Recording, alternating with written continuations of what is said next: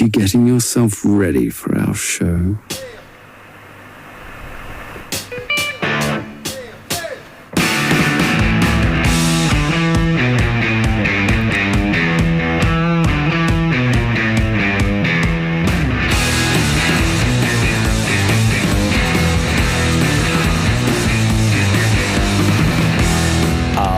Guys, it's another Tuesday. We've got an amazing show for you lined up this week. It's Jigs and Bigs. This week we're talking about people playing God. What the hell are we talking about? You'll find out. You'll find out soon, actually. Sean the Fisherman makes a risky play in the tournament, and I play a little bit of Dracula with a Knight's End. Just the tip, we're going to be talking about downgrading gear when the time is called for. And in FTG, we got a good one, and it confirms, it involves, rather, a wannabe marine biologist.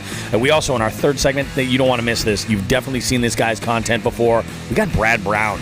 Brad Brown, B Squared Bassin. He is here, and we have a great conversation. Trust me, you're going to love it, guys. Go ahead, grab yourself something to enjoy. We'll be back with more Jigs and Bigs right after this.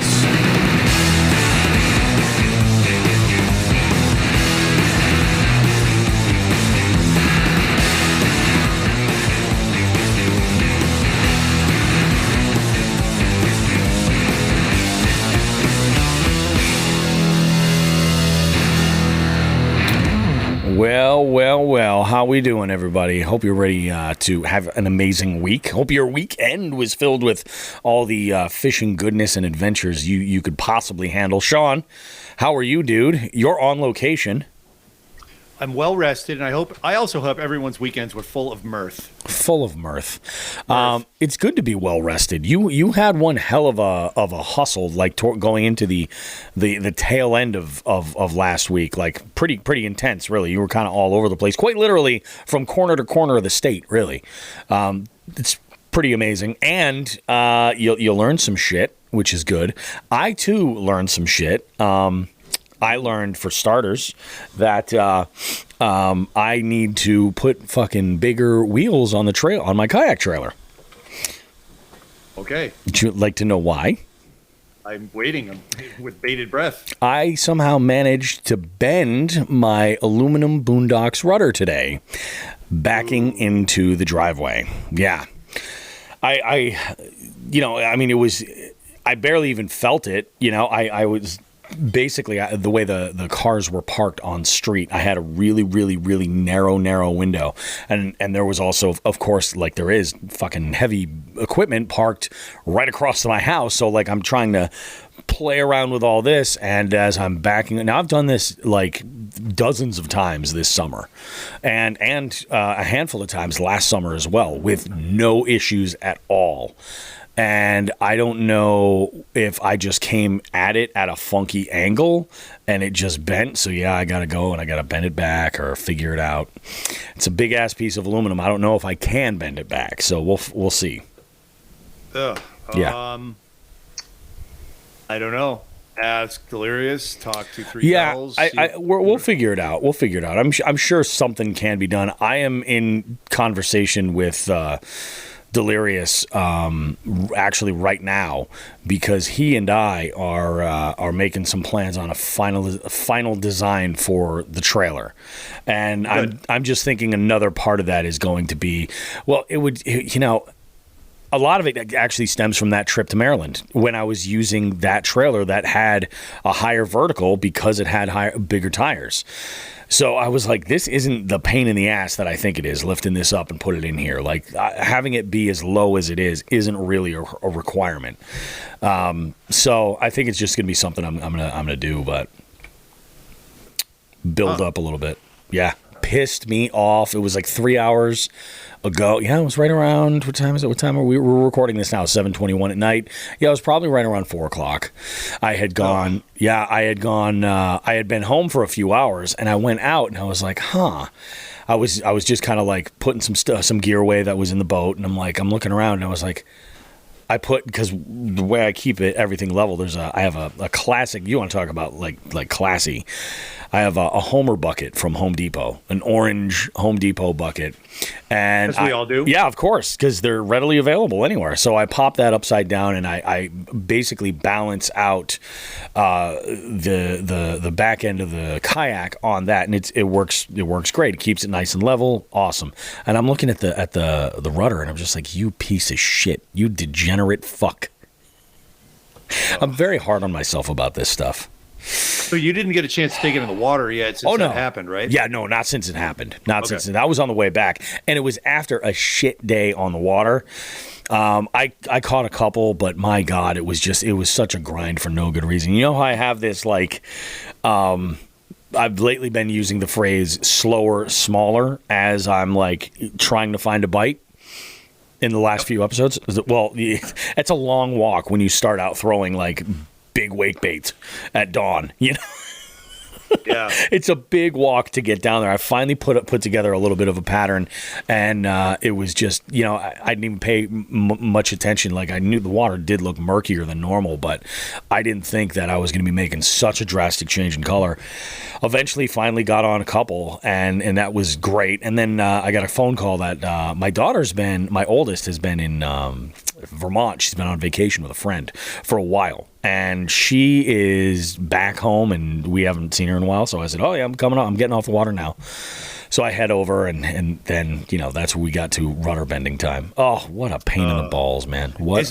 Is it real bad how are we? Is it bent in half or is it bent side? No. It's not bent in half. It's just got like a curve to it, Like it's got that curve to it that doesn't seem to bother anybody, but it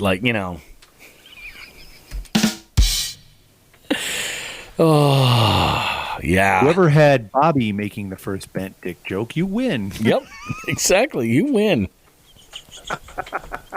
Ever tell you what I said? We threw a party at my house, me and my wife, for my 40th birthday. Yep. And I invited everybody, my relatives, fucking friends. It was crazy. We packed our house. And I gave a nice little thank you speech real quick to say thank you for my wife for doing all the food and everything. And yep. And I then took a moment and said, so anybody who had the under on me actually making it to 40, I'm sorry. It was a good bet when you made it. Nice. That's fucking good, dude.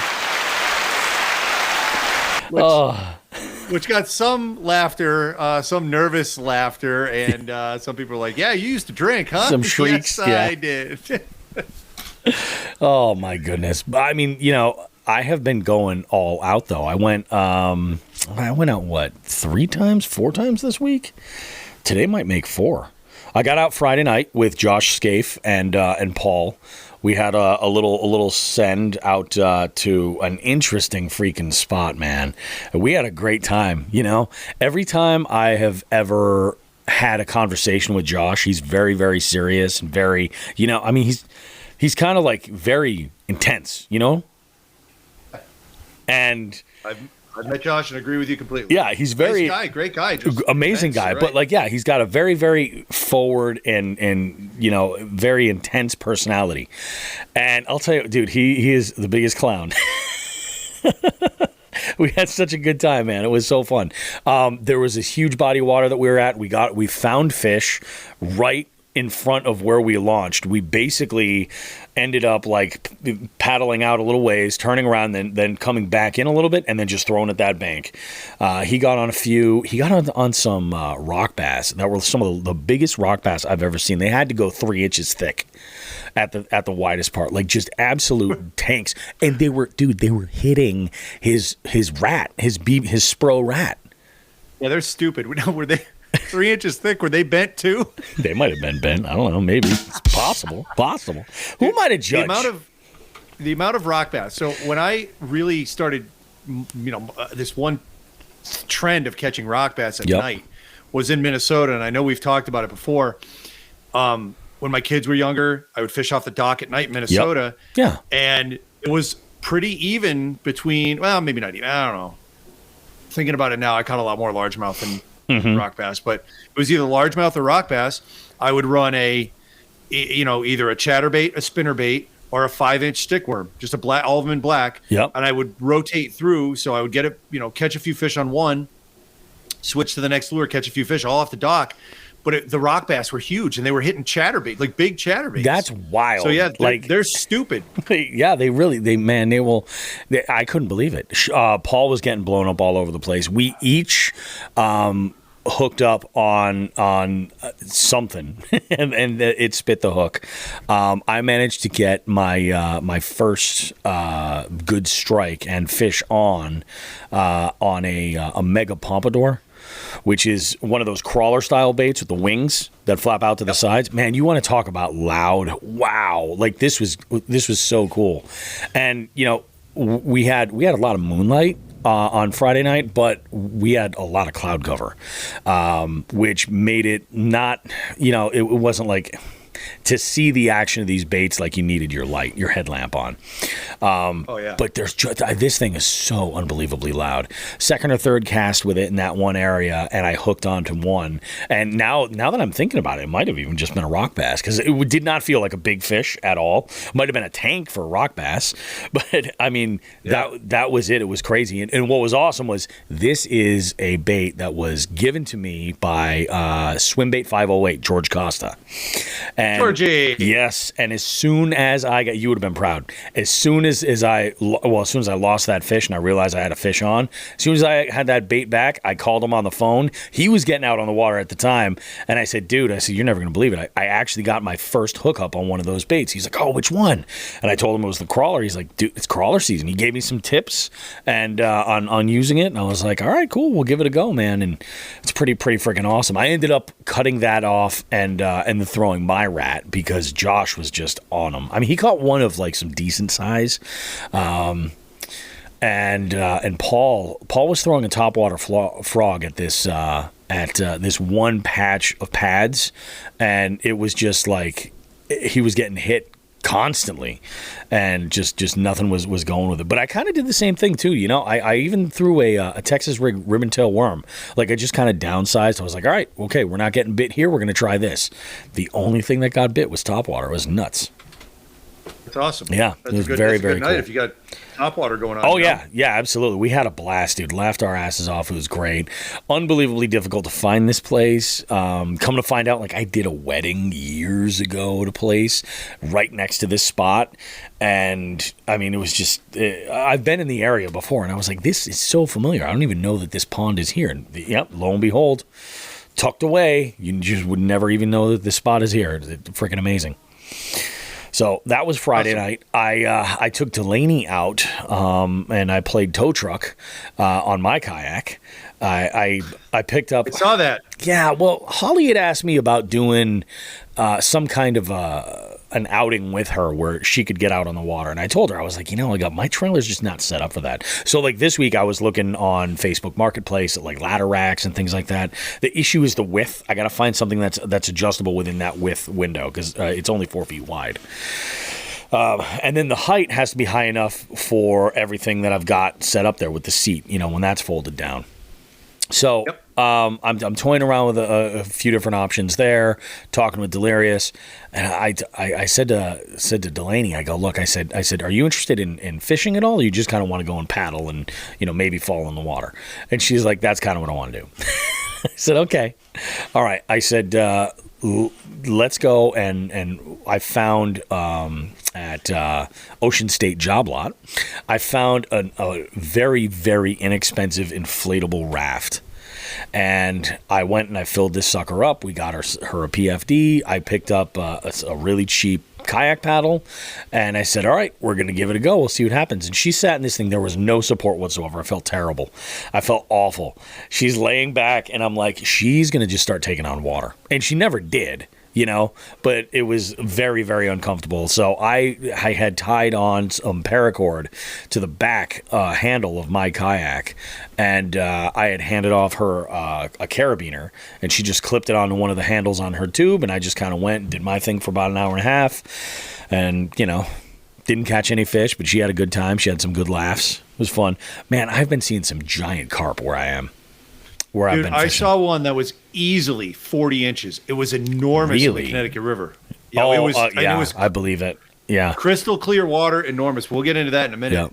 Yeah. I recently had heard something about when carp spawn, oftentimes because they like kick up so much sediment in the water, oftentimes like bass will use that as a place to ambush bait if it's nearby. So I've kind of been thinking if I'm seeing carp, that could be a good thing. But I saw a giant, and I had flashbacks of your phone call from Candlewood because I flipped the Ned rig at him, and I'm like, please, let's go for a ride. Nothing. Yep. Sorry, man. Yeah. It's happens. a rare carp. Yeah. That's the thing. I mean, I know people who have caught carp before. Ellie's caught carp on bass gear, you know? It's just one of those things. It is truly bycatch, you know? Exactly. Well, we got a lot to talk about with bycatch. We'll get onto that. What else did you do, man? Did you have any events this weekend? This week was really, really kind of slow for me as far as events go and all that stuff. I did, what did I do? I did a short week of trivia because there was a private event at my Friday establishment at Casa de Lisa, so no worries there. This is what opened me up to be able to even go out on Friday night, which is great. We had a great time with it. Saturday, my wife and my youngest, we had plans to go out and grab dinner and then go and see Thor: Love and Thunder. And this was great, actually. This is something real cool for the weekend. So we had gone and tried a new place right here in Holyoke called the Woodstone Tavern. And fantastic, absolutely out of this world. Like I honestly may even start considering looking to see if they want to pick up a trivia night, because their menu checks out, their service checks out, like everything. It would be a good fit. It would be a great fit. So we'll see what happens with all that. But so we eat, and I can already tell Delaney is bored, and she's like, "What time's the movie?" We're like 7:00. She's like, "We have like an hour and 40 minutes." The hell? What are we going to do for an hour and 40 minutes? They're like, oh, we're going to go for a ride. We're going to do this. We're going to do such and such. We'll figure it out. She decides, she's like, no, just drop me off at home. I don't want to go to the movies. So, okay, that's fine. So my wife and I change our tickets, and we go to the theater at MGM. And I tell her, I was like, why don't we go and we'll play some slots for a little while before we go up to the movie theater. And my wife left there ahead $350. That's not a lot of money. That's not a lot of money to be ahead at all. But for my wife, that's a major win. Awesome. That's a great win. So she had an amazing night. We got home, set my alarm. I went out this morning. No drama at the ramp, which was nice. Very nice. I don't want to have to put my Karen wig on. But I will. I fucking will. And that about sums up my week. Let's go through your week, because I feel like you had some real excitement on your end. Oh, boy. All right. So I know we mentioned this last week. We're going to start with last Saturday. Yep. Last Saturday, I had mentioned on last week's show that I had gone out and done some scouting for the Connecticut River Tournament for EKF. And I did. And I went further upriver than I ever have in my life. I've never, and I'm making it sound like I'm paddling. I drove. I did some scouting driving. Yeah. I did actually. I brought my boat that day, and I didn't even throw it in because I had a list of ramps and a list of access points that I got online. And I just went through them all. I kind of eliminated some that I'd already either been to or didn't want to go to. One of the things was there was a lot of, phone chatter from various MAKB members. Hey, what about this spot? What about this spot? And everyone that asked about the Oxbow, where I'll tell in a little while that the winning bag came from, I was like, I'm not going to the fucking Oxbow. Number one, the water's down. Number two, the wreck traffic is asinine. Number three, that is the only spot, not only in the Connecticut River, but in Western Massachusetts, I know, where there's a water ski jump. Oh, yeah, dude, stay away. The fucking ramp. Yeah, stay away. And I did hear stories from more than one person that had gotten all the way into the back of the Oxbow. I think it was Nate had said, yeah, somewhere around 6:45 or 7 in the morning, the engines fire up, and then you hear whoosh, plop. It was a fucking water skiing school that was giving lessons at like 7 in the morning. Oh, are you serious? Nate goes, I was in the marina, which is very close to that jump, and he goes, it was the water went from relatively clear to a washing machine. Yep. There were waves, it was dirt. I go, oh my God, I'm so sorry to hear that. He goes, yeah, whatever. So I avoided kind of places like that, and I went all the way north. Now, yep. I wanted to be secluded in my fishing, and I also wanted to find this, really find a spot without a ramp. So I went to a ramp way up north, and I'm like, this could do. Didn't fish it. Yep. Saw there was plenty of parking, and then just started going south down my list. So I went all the way north first, came down almost to the Vermont border, and one spot was it was access, but it was a weird, some sort of like boat access only camping spot. So there were roads there and it had an address, but when I got to the end of this dirt road, which was real sketchy, there was a hill. It was on like the side of a hill or a mountain. there was two, like a fork in the road, and both roads had gates. And I'm like, oh shit. So I had to be real careful about backing my truck up. I know exactly where you were. Dude, it was fucked up. Yeah, that is sketchy. Yeah, and I had to back up without going down the hill and pull a Yui, basically. I was fucked up. Jesus. And then I came to one spot and I looked at it, and it was the sketch factor was through the roof because there were signs everywhere. One sign I'm gonna describe this because a couple of the guys that did this tournament know about it. They checked it out. Matter of fact, I found out that Ken Wood was actually trying to go there and didn't have anybody to go with, and I'll explain why. So you get to this spot, and I guess it's owned by this local power company, all right? Mm-hmm. I'm not going to say what town it's in. And it's not even a parking lot. It's just like a little dirt termination of a road, right? Yeah. And a circular one. You can park there, apparently. I did find that out. And I went walking down these paths. The path on the right was like relatively level and went down to this nice little beach area. Now, I should say that where the part of the Connecticut River I was in, much less pollution. Much. Yeah. It was. Yeah. It's like, I don't know how to explain this. You might know because you live there. Like the Connecticut River smells sometimes. Sure. Like it's something unnatural. It's like chemicals or shit or both. Yep. All of the above. Yeah. But if you go to a remote part of another river, like when you go way up into the Westfield River and you smell like vegetation, you smell like it's healthy. It might not be, but it smells like it's healthy. You know what I mean? Yeah, absolutely. And where I was at in the Connecticut River smelled healthy. It was like it was quite literally a breath of fresh air. Yeah. So I get to this spot, and it's got the path on the right is relatively level. Now it's through the woods, and there was a no trespassing sign. And the path to it, I didn't go all the way down there. I could see the beach from another path, but there were guys fishing down there, and I asked them, "Hey, how you doing?" They said, "Oh, good. We're getting smallmouth and walleye." I'm like, "Oh, that's awesome. Clear enough for walleye, right?" Yeah. And I didn't take my boat out. I was like, oh, that path's tiny, and there's no way I'm going to get my boat down there with the legs for the legs on the cart. I'm like, I'll leave that, leave that in the back of my mind. The next path was straight. It was a straight fucking 30-foot drop. It was ridiculous. Jesus. It was straight, but there was a small footpath. I don't know how the fuck people use this. Yeah. Like unless you just literally threw your canoe down, let it slide down like a sled, and then went around and got it. And I'm like, well, that's not happening, especially not with the fucking Slayer. No. Yeah, and then the third path on the left had a mixture of both. It was kind of like there was a little bit of a wind to it, but there was also a straight drop about halfway down where you could get your boat halfway down and then drop it the rest of the way. Mm-hmm. Yep. So I eyeball that, and I'm like, I don't know, maybe. And then I went down to the water, and it was crystal clear, and that was the only spot I checked out of all, 6-7 spots. There were juvenile smallmouth coming right up to the shore. And I'm like, I don't think a lot of these fish have seen humans. I mean, they obviously have, but they were coming right up to me. I could have, if I had a net, I might have gotten them. And these are like 12 inchers. You were like having like your own Snow fucking White moment, like your own. Yeah. I was surrounded in the forest by woodland creatures. Yeah. Fuck yeah. So I kept that in mind, and that was Saturday, and I didn't get a chance to fish Sunday. Oh no, what the hell was Sunday? We talked about we talked about that. We talked about the Three Bells. Yes. Misery on Moodus stuff. Yeah, the Moodus. So that was Sunday. Then Monday, Tuesday, and let me think about what day it was.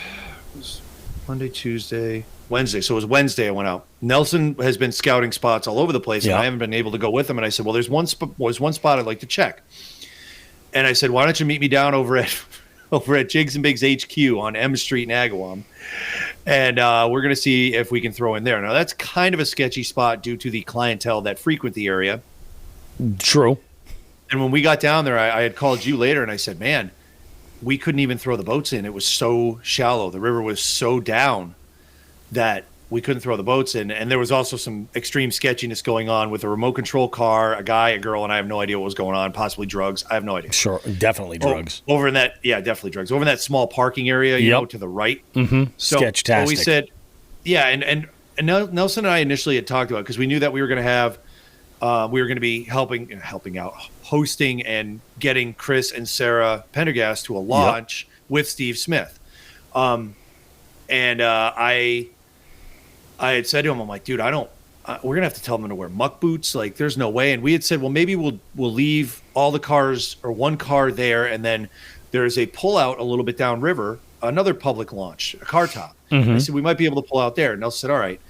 But we said, let's get out of here because it was too sketchy. We went over to the other one, and that was downriver, and we threw in there, and Nelson and I fished. Now, the whole time I'm fishing, there is this disgusting algae and filth and everything rolling by, like way even more than the Connecticut River has in it. Yeah. And I'm like, what the fuck is going on? Yeah, we talked about this. I remember. You're not on the show, though, because it was Tuesday when it happened. So it was I know. Yeah, we didn't talk about it on the show. Yeah. Yeah, you and I talked about it. Yeah, so every town below the Holyoke Dam, so that was Holyoke, Springfield, Chicopee, Agawam, Longmeadow, all of them had raw sewage from this massive storm we got on Tuesday night, just going right into the Connecticut River. So Nelson and I were fishing for 4 hours in a toilet. Fucking sewage. Yeah, it was disgusting. It smelled. It was horrible. I mean, I took like 3 showers in the next 12 hours. It was just disgusting. I literally bleached everything I have. It was awful.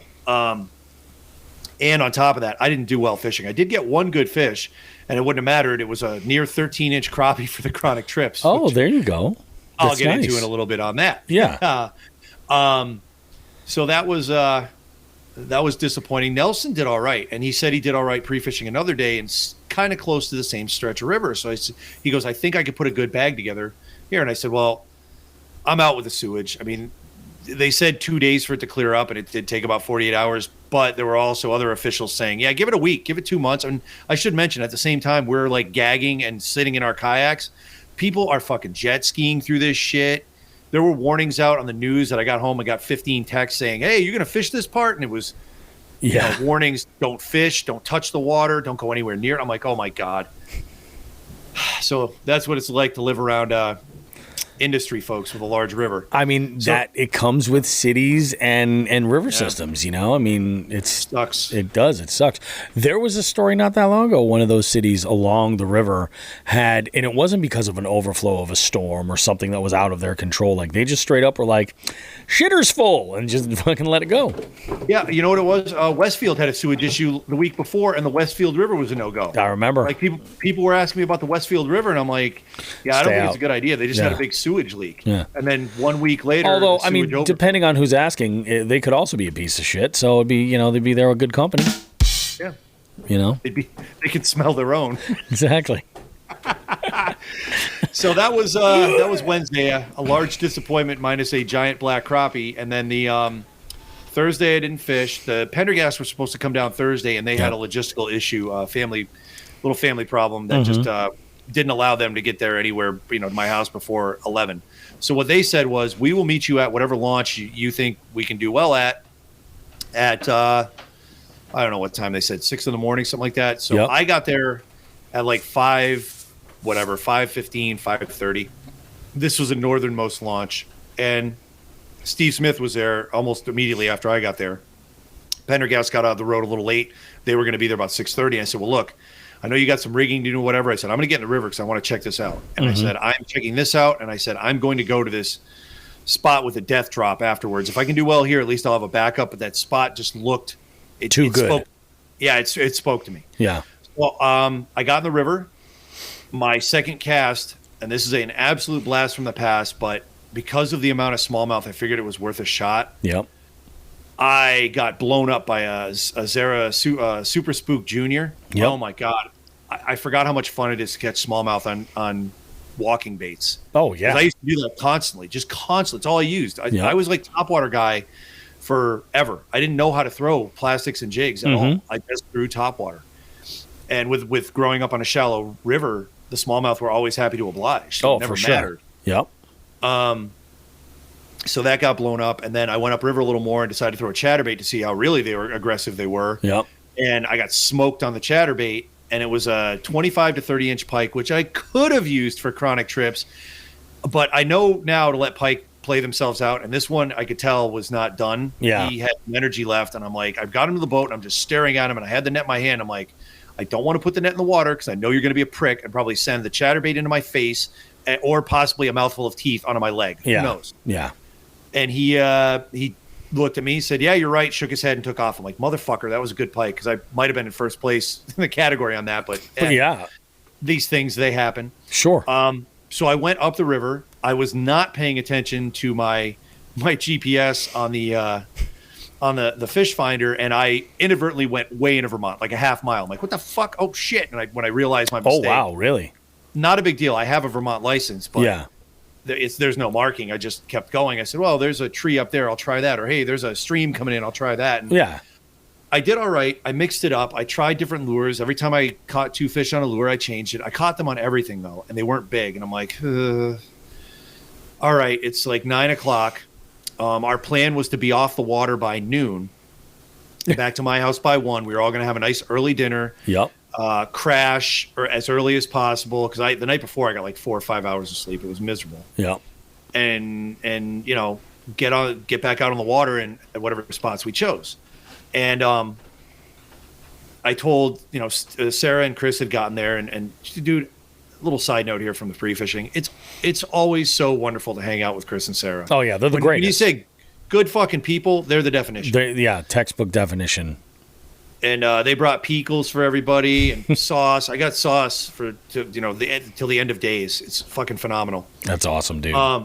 Yeah, just great. So, what happened on Friday? So with the pre-fishing day, so I told Steve and I told Sarah and I said to Chris, listen, I'm going to do something stupid.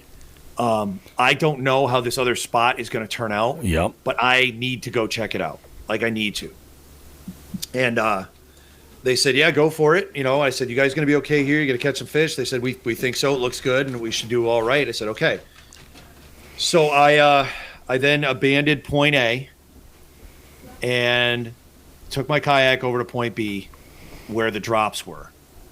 And I said, okay, what's the best way to do this? I said, so disregarding the trespassing sign, in case of emergency, I can use that on the way back. Mm-hmm. It's going to be easier to go on that one on the far left, not the straight drop, because I'll break something. Yep.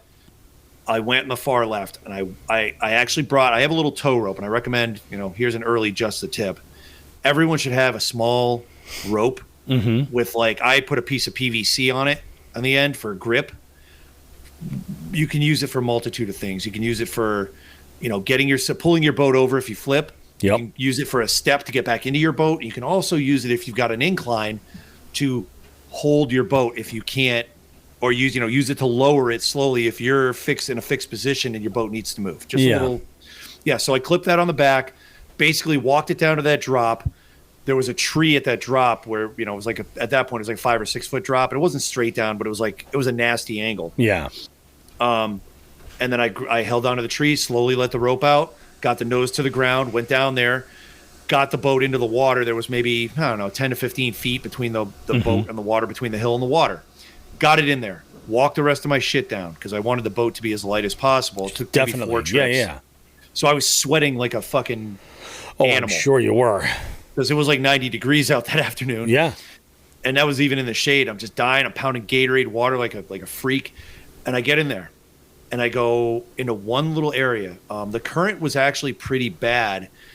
There was a dam in between the spot where I went with Chris, Sarah, and Steve, and it looks like the dam was letting water out at the time because I was kind of limited as to where I was able to get. Now, I hooked into a number of smallmouth, but I did catch one that was 16 and a half, and I'm like, okay, that's the fish I needed to see.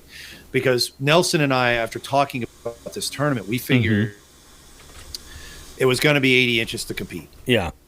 All right. This is not like a place like, I mean, name any of the other EKF stops where you need 19 inches to compete. This was going to be, you get a bag of 15 inches and one or two like 17, 18 fish. And that could be enough to do it. Yeah, you're going to be in really good shape. Yeah. We know. It's different fisheries. And on a side note for this, all right, another side note. After the tournament, Ken Wood and I and a number of other people were talking, and we actually saw some negative comments about where this tournament was being held because of the fish. And it's like, dude, everybody's on the same water. Yeah. What does it matter? And I even said, and I mean this, and I don't care if people know how this is how I think, because I don't think it's a gimme thing. But when you have a body of water like this, where you don't need like live scope or be able to pick up fucking every 19-inch fish, like that's some people's personal best. Yeah. A tournament like this, it levels the playing field more. Definitely. And somebody who might not have done as well on a place where you have to score those 19s and 20s, they're in the mix now, and this is nothing but a confidence builder because guess what? Myself, Ken Wood, all the other people that have been fishing for years and years and years, you're not getting any quarter on this. It's not a gimme. No. It's closer, and I love these tournaments because it's a complete and utter crapshoot. Yep. And I hate to say it, it's almost the same setup as like Moodus Reservoir, but just a different, slightly bigger fish. Yeah. Yeah. You know what I mean? And then you go to Candlewood, you go to Oneida, and it's bigger fish there. But everybody's on the same lake. And these are the tournaments, I think, where somebody who's not getting all those 19s, 18s, and 20s once a week, but they are getting 15s, 16s, and 17s, this is where they can shine. Exactly. And it was nice to see that. But there was some complaints, so that was kind of bullshit. I didn't hear many of them, but I saw one post, and I was like, fucking come on. Like, why would you say that? Yeah. There was no good – I'm not going to say what the source was, but there was no positive point or positive outcome by making this comment. It was just bitching. Yeah, exactly. People love to bitch, though. You know what I mean? People do love to bitch. They do. They love it. I'm convinced that for some folks, it is their own little personal pastime. Yep. You know? I want to take a step back, too. I forgot to mention something about the fishing in the shit water with Nelson.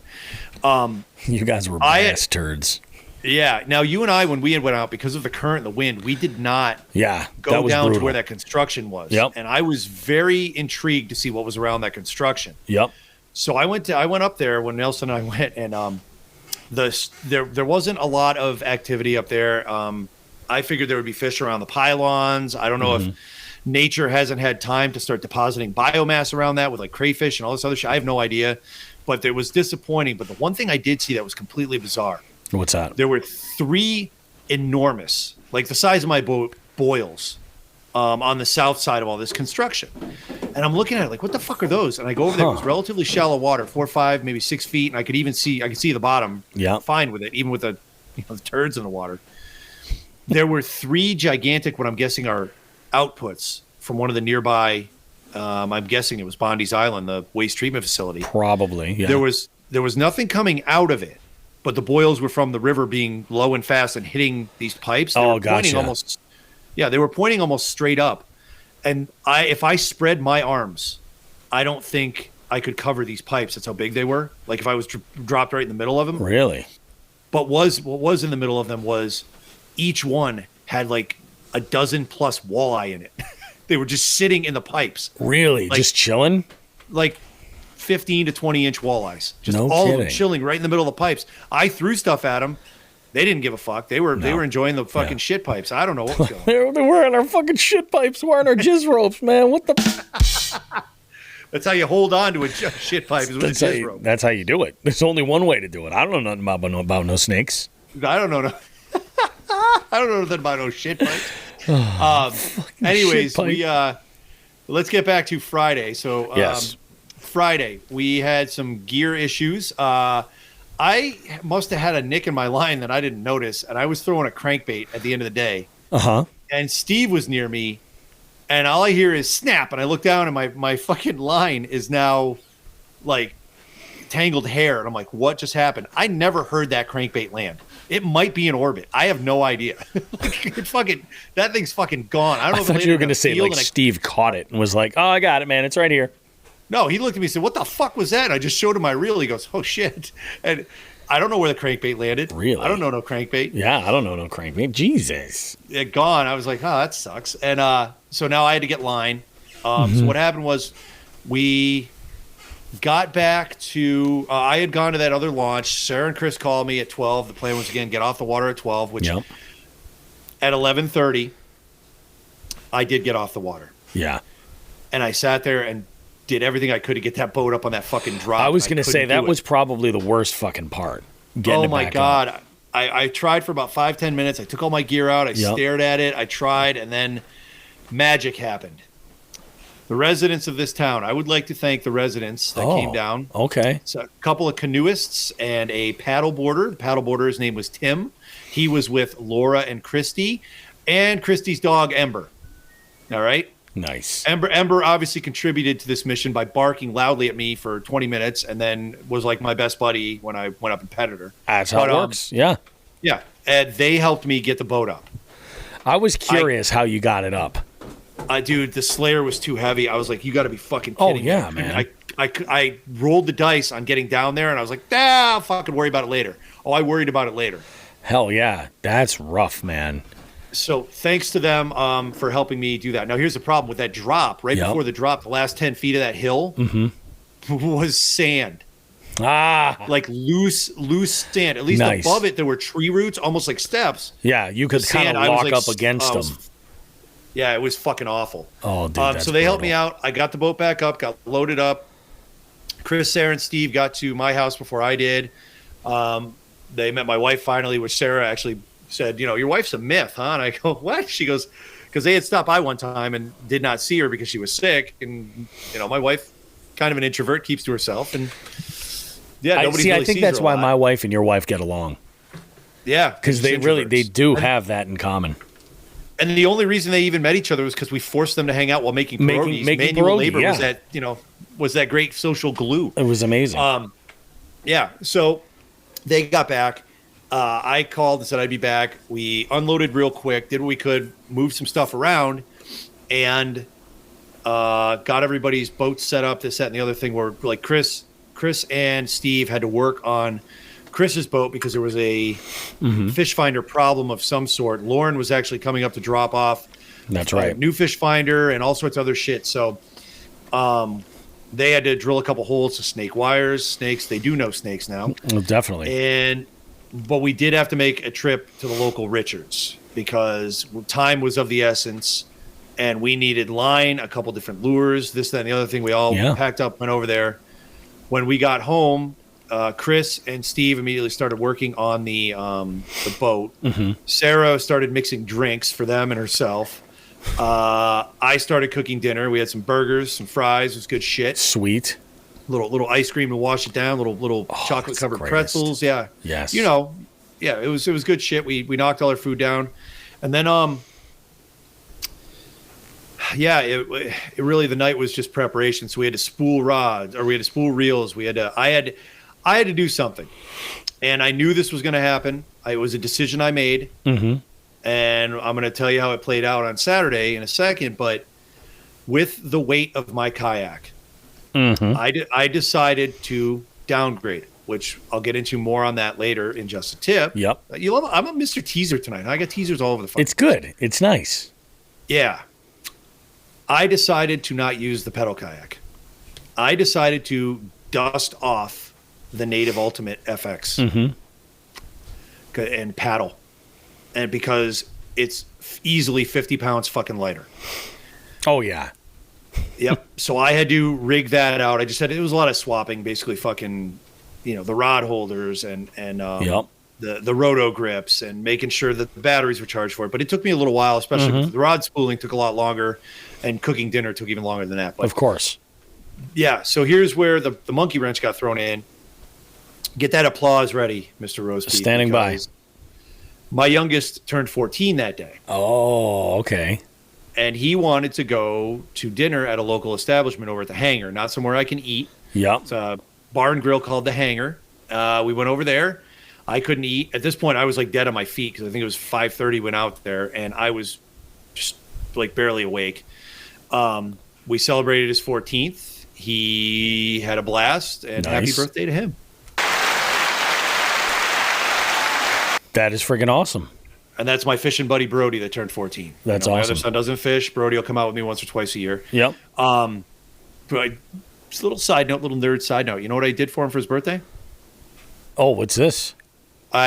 We purchased from a not very reputable source some bootleg T-shirts after the Metallica Weezer show. Nice. Yes. And I asked him quite plainly in the crowd of people at 11 o'clock at night, I said, I need a XX and 2 larges. He responded by giving me an XL and 2 XXs. So I can wear mine, and Nelson and Brody are fucked. So I took Brody's shirt, got a T-shirt frame for it, Yep. and I put it in the frame. And on the bottom corners, across the corners, I saved our wristbands that say Boston Calling on them. Nice, dude. That's awesome. So I put that in the frame, and then Metallica's very good nowadays about recording all their concerts at the soundboard and selling the bootlegs. Of course. I mean, I know they're authorized bootlegs, but whatever. So I bought a copy of the show for each of us, and I got him one. That was his birthday present. That's awesome, man. He also got an Apple Watch, but that was the family gift. Yeah, exactly. Exactly. Yep. So, no, we had a blast. I got back. We finished all our prep. I think that's when I did the boat. Kind of shuffled things around, and we crashed. I think we all got about 5 hours of sleep. It was brutal. Yep. Woke up, and I did let them know. I said, listen, I'm splitting off from you guys. I'm going to this spot. I don't think it's going to be very populated because of that drop. Yeah. And it wasn't, but there were still people there. Yeah, which I was surprised when you had mentioned that to me. I was extremely surprised. I bet you were surprised. Because that's the thing. The thinking is, this is that difficult to get to, even harder to get out of. Yeah. Like, and most people are going to stay away. Yeah, and most people are going to stay away because of their pedal drives or their power. And I was like, fuck it, I'm paddling. Like, this thing's light. So I got there. We all got up at, we got up at 2:30 in the morning. Jesus, dude. It sucked. I made everybody breakfast, and then we went on our way. They went up to the northern launch. I went to the one that was a little more south. I got there. There's one truck there. I'm like, you got to be fucking kidding me. Yeah. I hear somebody shuffling down on the bank. So I get all my stuff down. I get it down there. He's asking me if I want help. I'm like, nope. I just lowered it down real quick. It was very easy. I talked to him. It was Brian Balsier who fishes. I think he's from upstate New York. But Brian was there fishing this. I talked with him for a little bit. He said he was going way upriver. I said, okay. And the water was down. So the rapids that I couldn't pass on the day before were now pretty minimal. And that's good. The rocks were exposed, and he just went straight up. I decided to fish around the area. Obviously, with a paddle, I wasn't going very far. Yep. So I get in the water at 5. It was a 5 o'clock early launch, 5:30 lines in. Some of you guys saw I made a little Instagram video about 5 minutes before it started.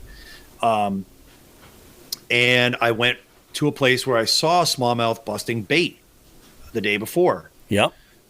And while I was waiting to cast, first of all, I hear somebody come down the fucking bank and go, oh, look at this launch, huh? And I'm like, who the fuck is this? Is this a local or is this more somebody in the company? tournament? Yeah. I didn't say anything to him, and he made me jump. And then finally, I turned around. It was like, now it was lines in. And I said, hey, are you in the tournament? He goes, yeah. He goes, I tried to go to the Oxbow, which was the zoo that I thought it was going to be. Oh, of course it was going to be the zoo.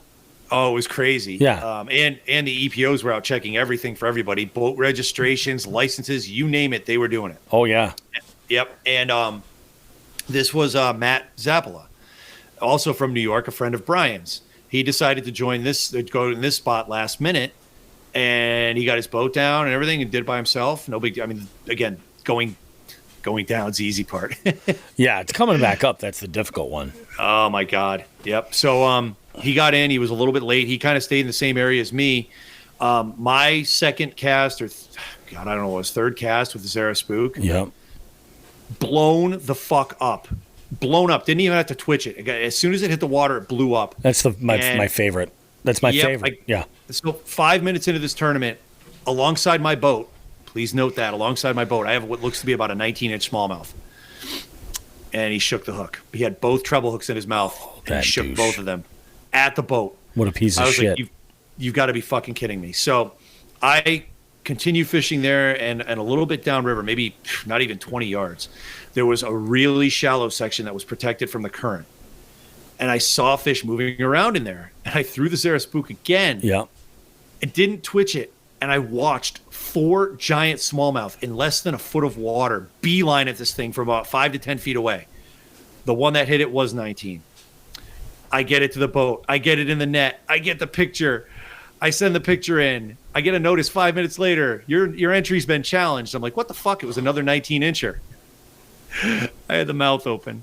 Oh, that's right. I couldn't even see it. It was still dark out. I couldn't see shit. And then with the Native Ultimate, it's a basically a canoe kayak hybrid. Yeah, yeah. I couldn't see anything. Nowadays with Fishing Chaos, I take all my pictures through the app, and the review part of that kind of sucks. Yep, I fucked up. So I lost. That was the biggest fish at the time. It got surpassed. But I lost a half inch on that fish. I'm like, you motherfuckers. I can't believe I did that. You Bobby roast beefed it is what it was. Right off the bat. Yeah. Right off the bat, I'm batting 500 here. You're half an inch down. I'm 0 for 2, really. Yeah. And the day dragged on, and it was a grind. I filled my limit by maybe 10 o'clock, and it was not easy. There were so many small fish. I mentioned to Ken afterwards, I'm like, it felt like I was punching lures through small fish to get to the big ones. And the big ones were shallow. And so were the little ones. It's just, and I mean, like 3 feet or less, there were fish everywhere. No kidding. Yeah, it just dragged on. And I throughout the day, I moved around a little bit. I actually, a south wind picked up. And with the current flowing north to south at the point I was at, that allowed me to go downstream quite a ways, and I let the wind help me back up. Mm-hmm. Oh, and all right. And really I stayed, top 10 for most of the day. I had that 18 and a half, and I had a 15, and then I think I rounded it off with like 3 13s. I just couldn't get fish like over 13 inches for hours. And then I caught a 16, and it bounced me back up into the top 5. Yeah. Again, this tournament was exciting. And then by the end of the day, I ended up finishing 8th. Sprinkled throughout in this area, the big smallmouth seemed to turn off a little bit into mid-morning, but all the other species turned on. Yeah. I found a school of trout that were like 18 inches. I didn't catch one. At a stream entrance or a stream mouth in like 3 inches of water. They're all in there. They were just hanging out at the mouth of the stream. I did catch a walleye, which is awesome, and even better because Chronic Trips doesn't have a walleye category because I'm an idiot. And I also caught my personal best fall fish. 16 inches of minnow fury. That's a big damn minnow. It is. That's a lot of pike bait. I thought that was a smallmouth, and I was very disappointed in it. Definitely. Speaking of pike, I was keeping that in mind. That I'm like, I hope there's pike in this stretch of the river because I need one for Chronic Trips. Yep. I saw one sitting on the bottom in about 8 feet of water, sleeping. I bounced a worm off his head like 8 times. He did not give a shit. I'm like, I have seen pickerel and pike at night sleep, but I've never seen one in the middle of the day just taking a nap. Lounging. Yeah, nothing around him, no cover, no weeds, just sitting on top of a rock. Really? Like, what are you doing? Yeah, fucking weird. It was a big one too, at least 24 inches. Huh. Yeah, it was weird. So by the end of the day, Nelson and I were talking about this tournament. We figured that Scott Rhodes was going to do really well because he frequents the river. He does. Scott Rhodes came out on top. He was one of, I think, 2 or 3 people to break 80 inches. Great job to Scott. Nice. Good job. You guys have heard Scott's name before. He fishes the Western Division with us. He's a great guy. Yep. He's the one who actually had that horrific injury at the first event of the season with that chatterbait to the mouth. Jackhammer off the mouth. Yep. Jackhammer off the fucking grill. And second place, fishing in the same area as me, Matt Zapple. And I had said to Matt and Brian we got out, I said, I think one of us out of this is going to, at least one of us is going to do well. This section of river looks really good. And who was third? I think third was Gerard Elias. Came out all the way from the Cape. Oh, no kidding. Gerard came all the way out? Yep. Gerard did a great job. Yep. No shit. That's awesome. Fourth was, who the fuck was fourth? I think fourth was Bruce Levy. Bruce did great. Bruce won a whole bunch of raffles too. So right off the bat, he did. I don't think he took money in, but he got the big bass of the tournament. He got a 20 and a half inch largemouth. Not bad. And yeah, I mean, like I said, no one filled bags of 19 inchers. No. But they were sprinkled in everywhere, 19s and 20s, and 18s. Great tournament. Thanks to Ken and the EKF guys, Ken, Adam Rourke, Jason Gardner for putting this on, for putting it on in a local area, which is even better. And now, after talking with Ken, he goes, I love tournaments like this. Everybody's got a shot. We can all get on it. And, the Connecticut River might be in consideration for more tournaments. That's awesome. So, and it should be, Yeah, I mean, it's not a bad fishery. No. It's not like a size fishery. You're going to go out and catch limits, but they're just not going to be 90 to 100 inches. They're going to be 80 to 90. Yeah, exactly. 80 to 85. And like you said, I think there's something to be said when it evens the playing field that, It's more exciting. Yeah. It really is. Thankfully, there was minimal, if none, sandbagging, which was nice. That's great. I don't have that. Let's give that up.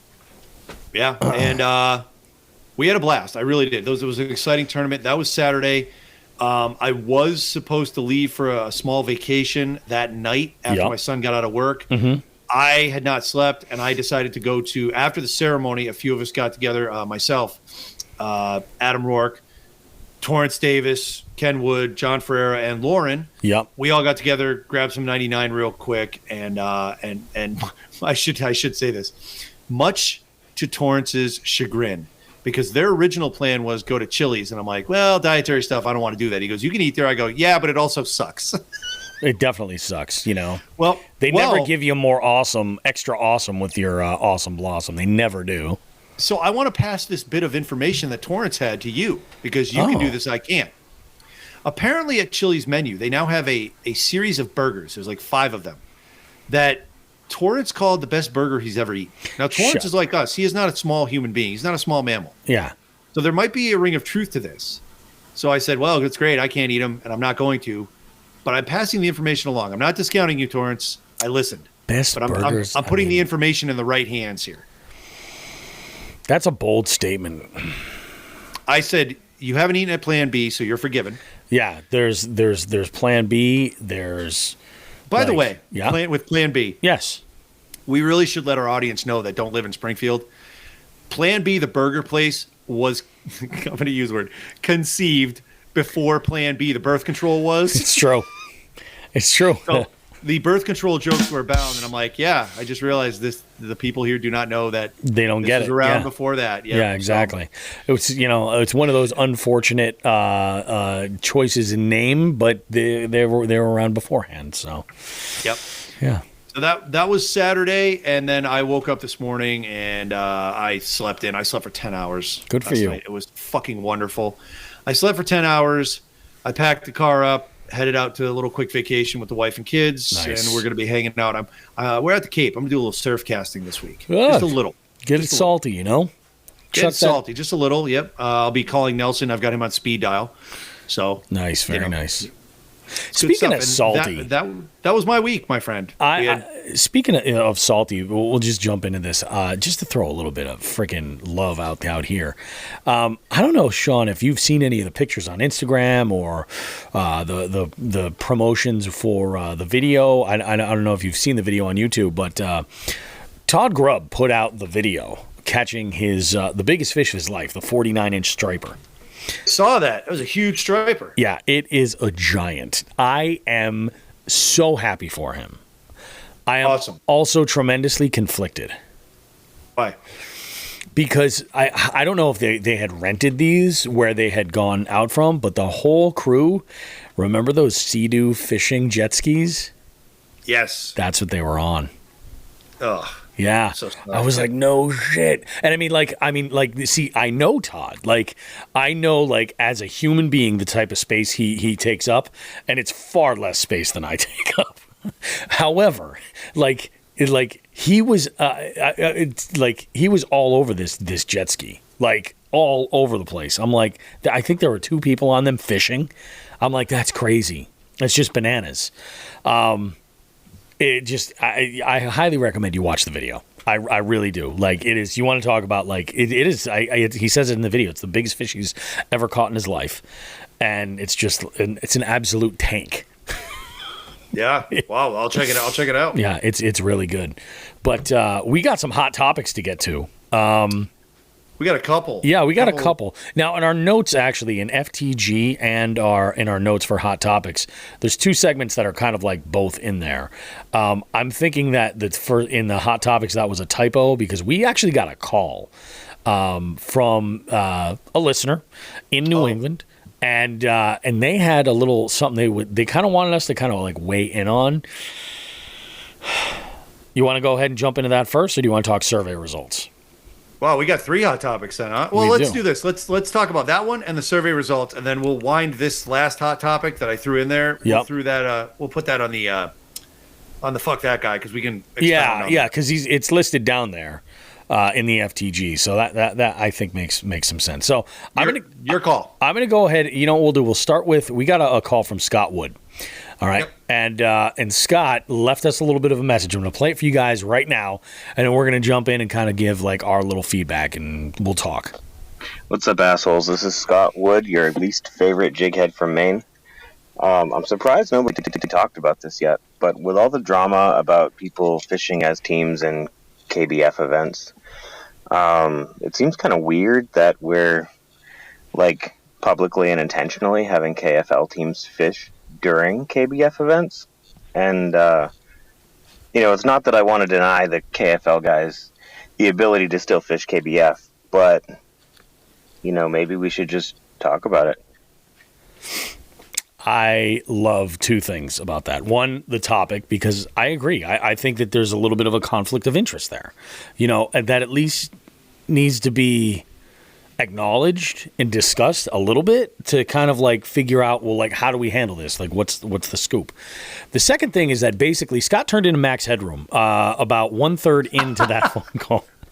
And at first I thought it was me and my internet connection the first time I listened to that message. And then I realized, no, that's how the audio recorded. So we're going to assume that Scott is not a video cyborg and that, maybe it was just some kind of a cellular thing when he left that call. But, yeah, Sean, you and I have actually had conversations about this off air and how it's I would quantify this as like one of those head scratching moments where you're just like, huh. Yeah. Yeah. And I'll be the bad guy. I have no problem being the bad guy. But here's the thing. Like in KBF, the idea is that you're fishing against all the other anglers, that there's no alliances or teams sharing information or anything. But there are actually KBF events where there are KFL events happening at the same time, and there are quite literally teams of people playing, and it's just it's nuts. Yeah, and it's not just it's any single tournament. So yeah, it's not. I do not know much about the BASS one, but I know Hobie. The same. There's a lot of the same folks who do the same thing. Now, where that is off-putting for anglers that are maybe not at the top. Yeah. Maybe the learning anglers, the ones that are just beginning to tournament fish, or the ones with moderate amounts of experience, which I consider myself moderate. I'm definitely not top of the heap. I can hang, I guess, sometimes, but not all the time.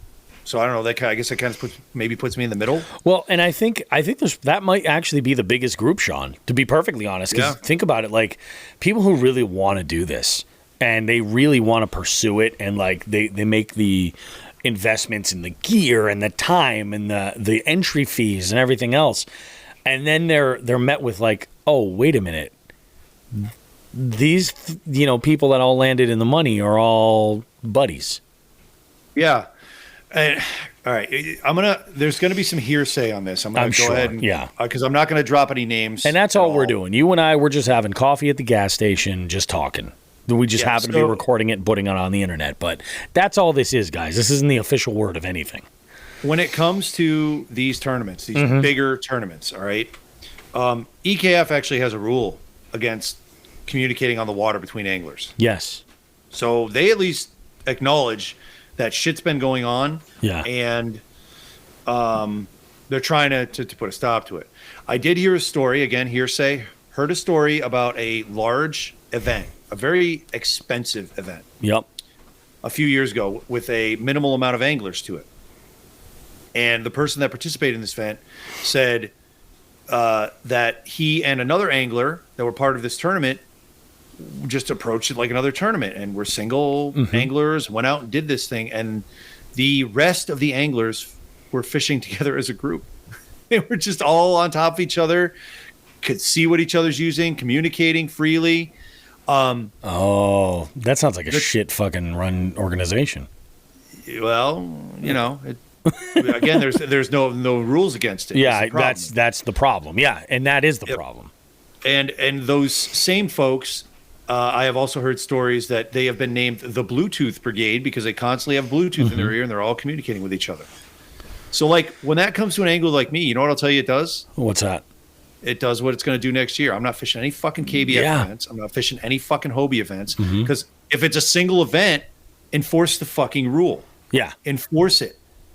Make no communication. I'll fish EKF because it's there. If I see a problem, I can communicate that to a director and they can take care of business. Exactly. So, to thumb my nose at these lack of rules, right?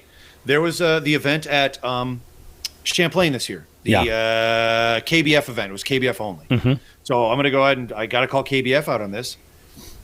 They knew, all right, that there were 2 KFL matchups happening on the lake and almost a third. So right off the bat, 16 people out of the, 80, 45, I can't even remember how many people were in that fucking thing. It was a lot. It was like 80. Yeah, 16 people were communicating as part of KFL matchups at the same time. Okay? I simply said to the folks I was with, I'm not going to drop my name. I've said it on the show, or not drop their names. I've said it on the show before, but I said, fuck it. We're going to communicate too. Yep. We didn't do it a lot because we're so used to doing it as single anglers. Of course. I'll tell you what, the first big fish I caught, we had a group text that was already fucking set up for the whole getting up there and camping and all this shit. Yeah. Yeah. The first one I caught, I took a picture of the lure I used in my hand and said, this is what that hit. And sent it to all 3 of them. That goes a long way. The second text that went through this group, and the last one was Nelson. It was Nelson and Russ and Jerry. We all went up there together. Nelson sent a text to the group. Hey, the fucking smallmouth moved in on beds because the deep bite kind of died and they moved shallow. And then I caught my biggest fish of the day. Yeah. Because they were shallow. But I was already working shallow. I'd already kind of figured that out. It was nice to see the text because, you know what's stupid with my new phone? I don't know what it is. I don't know why I get so many texts on fucking Saturdays and Sundays. But everybody who doesn't want to text during the week decides Saturday and Sunday when I'm fishing, they're going to text me. I love that shit. I leave my phone on silent when I'm fishing. I'll look every few hours or so to see if I get a message or something. So I was late on that. But, all in all, we fished using the 2 times we communicated. I don't know if Jerry looked at it or not, but Jerry finished, 10. Yeah, he did well. Yeah. And I did well too, and Nelson did well, and Russ did well. We all did fine. But, I mean, the bottom line is, if nobody won anything out of the event, not us 4 we didn't get any cash out of it. But let's say Jerry had almost gotten cash did. out of it. Yeah. Yeah, he was close. Yeah, he was. If Jerry had gotten cash out of that, and someone complained and said, "Hey, Sean just admitted on the fucking show that he and Jerry and Nelson and Russ all fucking team fished," I'm saying that. Yeah. You might be able to prove it in a court of law, but it's a lot easier to prove that fucking 16 other people were doing it because it was on video. I know. They were live streamed it. Fuck. So what can I say? KBF anglers, you're looking at KBF, you're looking at Hobie. Yeah. This is what you're up against. You're up against people teaming up. And I mean, we saw it at Nelson saw it at this is hearsay, but it's Nelson, it's a source I trust. And I know the anglers that were involved in this. He goes, I watched 2 guys that are known to hang around together doing fucking, figure 8s around each other with live scope. Pulling a fish out every now and again because they were teaming up and using the same area and communicating and fucking there we have the Whirligig brothers. Yep. They're not it's fucking like how do you explain to me, Hobie and KBF, how do you expect an angler like myself who's getting into tournament fishing at a higher level and enjoying it, dude? I enjoyed that EKF event so much this weekend. Enjoying it. What's my incentive to go to Hobie or KBF when, number one, people are fishing as teams. Number two, they're sandbagging like fuck. So like, there's no point in watching the scoreboard. I hate scoreboards now. Oh yeah, I fucking hate it. Yeah. But I like seeing my numbers, and my understanding is I think you have to do the math yourself if you don't look at the scoreboard for Fishing Chaos. Tourney X used to just give you your number. Yep. And how do you get someone to promote your product through word of mouth when there's no rules? There's no. It's fucking. Mm-hmm. Is it fucking in Big Lebowski? This is Vietnam. This isn't Vietnam. There are rules. Well, not in fucking KBF or Hobie. You can do whatever the fuck you want over there. You know, it's, you know what I mean? It's I know exactly what you mean. The thing that I think is so crazy is like, so Scott had asked, he's like, oh, I think it's something we should have a talk about. I kind of feel like you and I have been talking about it for a while, just not really like pulling the sheet off necessarily, because it's like, it's very obvious that the organizations realize that this is going on. I mean, there's no way that folks are unaware, you know, that severely, where they're just... I know.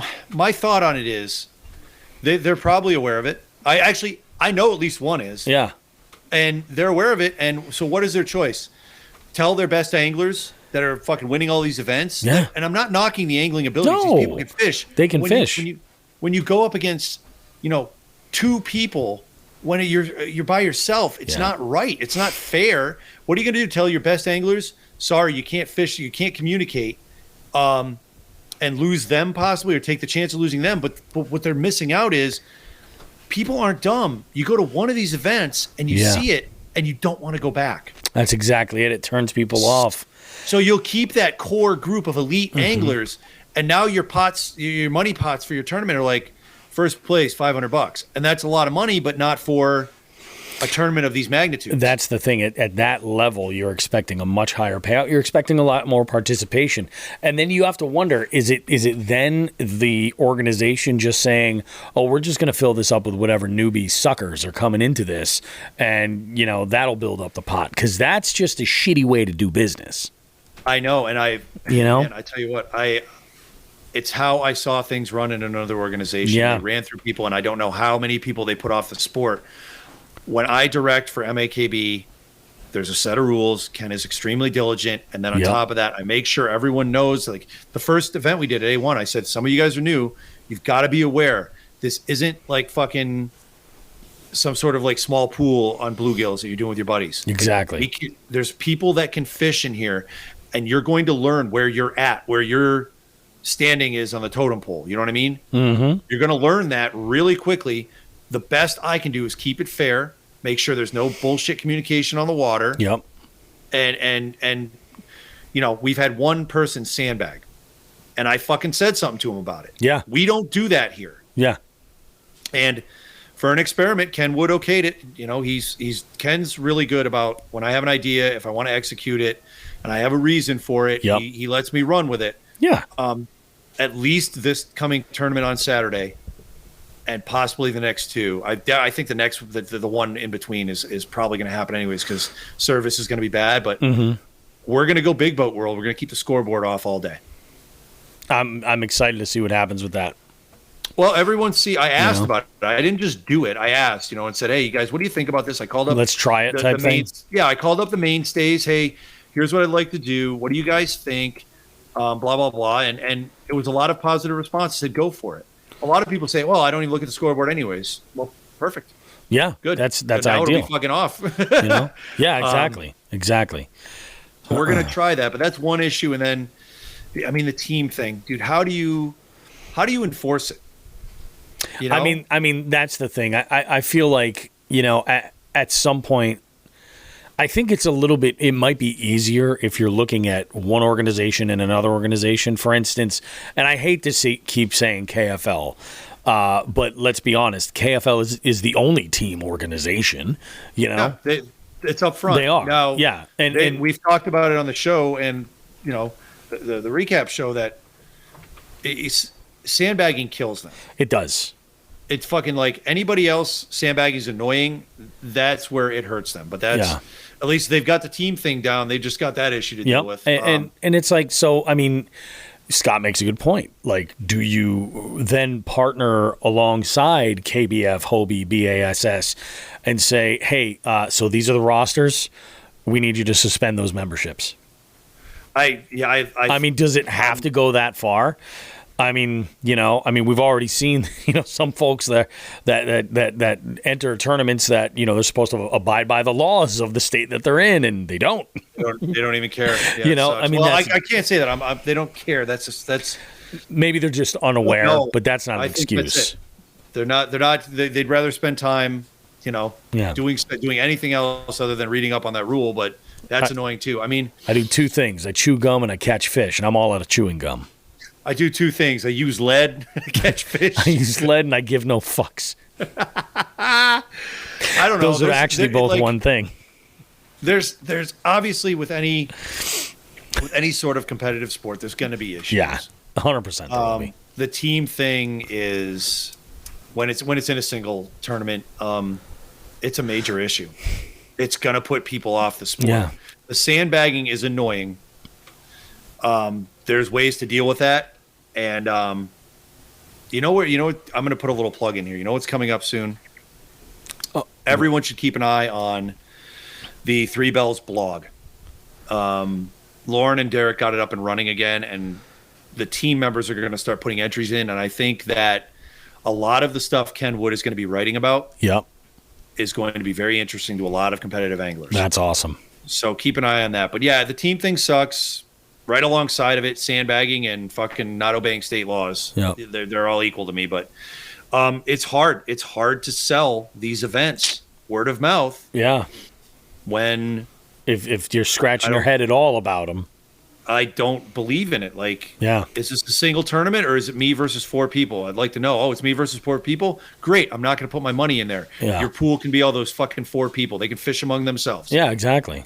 Split up the fucking $150 that's now in there instead of the thousands. Everybody, they all leave with what they put in. Hey, there we go. Exactly. Yeah, exactly. It's silly. It's a detriment, and it doesn't. Like I said, the only non-local, in this case being regional organization I know that is looking at it and is sick of it is EKF. Yeah. Nobody else is doing anything about it. So. Step in the right direction, though. So hey, let's applaud that. Yep. Good for Ken. When he gets pissed off, he does stuff about shit. That's true. That's very, very true.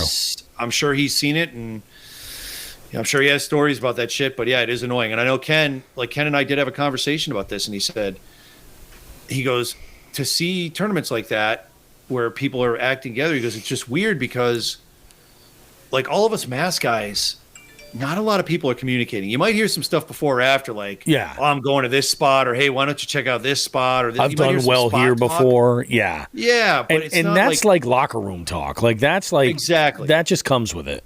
It's not on the water getting a call saying, hey, switch to a white spinnerbait. Yep. Just try 14 feet deep at a drop shot. Come over here and sit on my lap. But then if somebody else comes over, you get yelled at. Like that there's a couple instances of that on video. Yeah. With some of the more prominent kayak anglers. Yeah, it's a problem. It's got to get dealt with. It's going to inhibit the sport's growth until it does. Yeah. I don't see any other way around it. Yeah, 100%. I hear you. So let's shift gears. I feel like we talked about it. It's kind of good. Yep. Scott, thank you for the call. I appreciate that. That's awesome. If you guys have something that you are kind of scratching your head over, or maybe you'd like to get us to weigh in on a little bit, by all means, you can go to jigsandbigs.com, leave us a voice message. We'll gladly go ahead and do that. And that's awesome. I hope that we get more kind of like engaging listener stuff going on, as we go. But last week we reviewed a survey that I had put out on SurveyMonkey and shared with a bunch of people on our social media. And I've left it up and running, and I've dropped a link a handful of times just to get people to, take a look and take it. And we had a bunch more people take this. So I'm going to go through and do some of like the updated stuff and review some of these questions. So the first question that we had gone about through was about listening to Jigs and Bigs regularly. And what we determined regularly was listening to 2 episodes or more a month. 90% of those polled said that they are regular listeners, which is awesome. I think that that's huge. You guys are amazing, and thank you. Platforms had a change up, though. Spotify is still number 1 with almost half the share. Second to that is Apple Podcasts. That saw a big boost, a big jump. The third one is we actually have a tie for third place. YouTube for the jig heads that watch the recordings early on YouTube, and the other one's Amazon. And they're tied each for 6% of the share, which I thought was really interesting. And then there's one that's another unlisted platform. I'm not sure what that is. That might be the neighbor that likes to look in my window as I record this. I have no idea. Perv. Yeah, exactly. With tighty whities and a John boat, it's scary, man. It's scary. Next one is social media. This one kind of follows exactly what we had expected. 100% of those polled follow us on Instagram. Just over half of those polled follow us on Facebook. The next one is our YouTube channel, which that did surprise me. That's the 26, just over a quarter follow us there. Then on Patreon, Jig Heads, obviously, they're right up there too. They're just under a quarter at 23%. And then TikTok still has the lowest share. This is where I saw a lot of change. This I thought was really cool. I'm going to tell you the number 1 segment that people like. The question we asked is, what are your favorite show segments? We allowed people to check multiples. The 87%, that was the most, selected their favorite. It was Fuck That Guy. Fuck That Guy was a favorite. What do you think the number 2 was at 77%? Just a tip. It's Hot Topics. Wow. It's Hot Topics, which I put a little bookend there that, or what am I saying? A little note in there that says, typically it's the end of the first segment. So like this, the conversation we had about, the league stuff, teams versus individuals, stuff like that. This changes all the time, and that's a good thing. I'm glad that this is popping a little bit more, because it's so much of what we do. The next one up we had, then it's just the tip at 68%. 58% saw interview segments. That surprised me a lot, that it bumped up that much higher. So it's over half now. That's a good thing. We have 39% were weekly reviews, 35% were tournament updates, 32% were Easter eggs, and then the least amount was the show wrap up at 23%. People are burnt out, and so are we by the end of it. Well, I think it's the end of the show. I mean, there's and hopefully we put the smallest amount of value. The Easter eggs are just to boost that value a little bit, and it's every once in a while. Which, by the way, I don't know if you folks pay attention, but last week there was a great Easter egg, amazing Easter egg. I got a couple of DMs on it, and they're just like, that was fantastic. Were they smart enough to... I'm not sure, but they seemed as if they got it. Okay. Yeah, right. Yeah. So I'll give them credit for that. I'm like, okay, that's good. Good. What would you like to see on the show as far as guests go? This got a little bit more all over the place. I don't know if this one was on here the last time we went around, but I got one that says Ken Wood, local fisheries biologist, Bailey Egbert, Jeff Little, we've had Jeff on, and a Rhode Island kayak fishing adventures. So I'll go ahead and look those up. Someone said, I love what you're doing, just keep it going. Someone said Pat Mueller, the bearded angler, lip gripper. We have a shrug emoji. I think some of these might be like those individuals going like, hey, I want to get back on the show, you dick. Let's see. Follow up on more guests of the past. Anyone who can give good tips. This interview coming up. I roll out an idea to try to implement just that in all the interviews that I'm doing. So listen to what Brad has to say in this episode regarding like a tip he would give a new or a challenged angler that's looking to kind of like step it up. What else do we have? Greg Blanchard, Christine Fisher, and Alex Rudd. Alex Rudd could potentially be in the works currently. BLAT, and someone said, I don't know. So I don't know. I think there was only a couple more that were added in there. They might have just been shameless plugs, though. This I thought was really interesting. Has the use of adult language been an issue for you in the past, rating on a scale of 1 to 10? Again, not planning on changing this, but we're curious. With 10 being, I don't listen because you're foul-mouthed, and 1 being a say whatever the fuck you want. 97% of you polled said number 1, say whatever we want. I love it. Thank you. We appreciate you. We love you.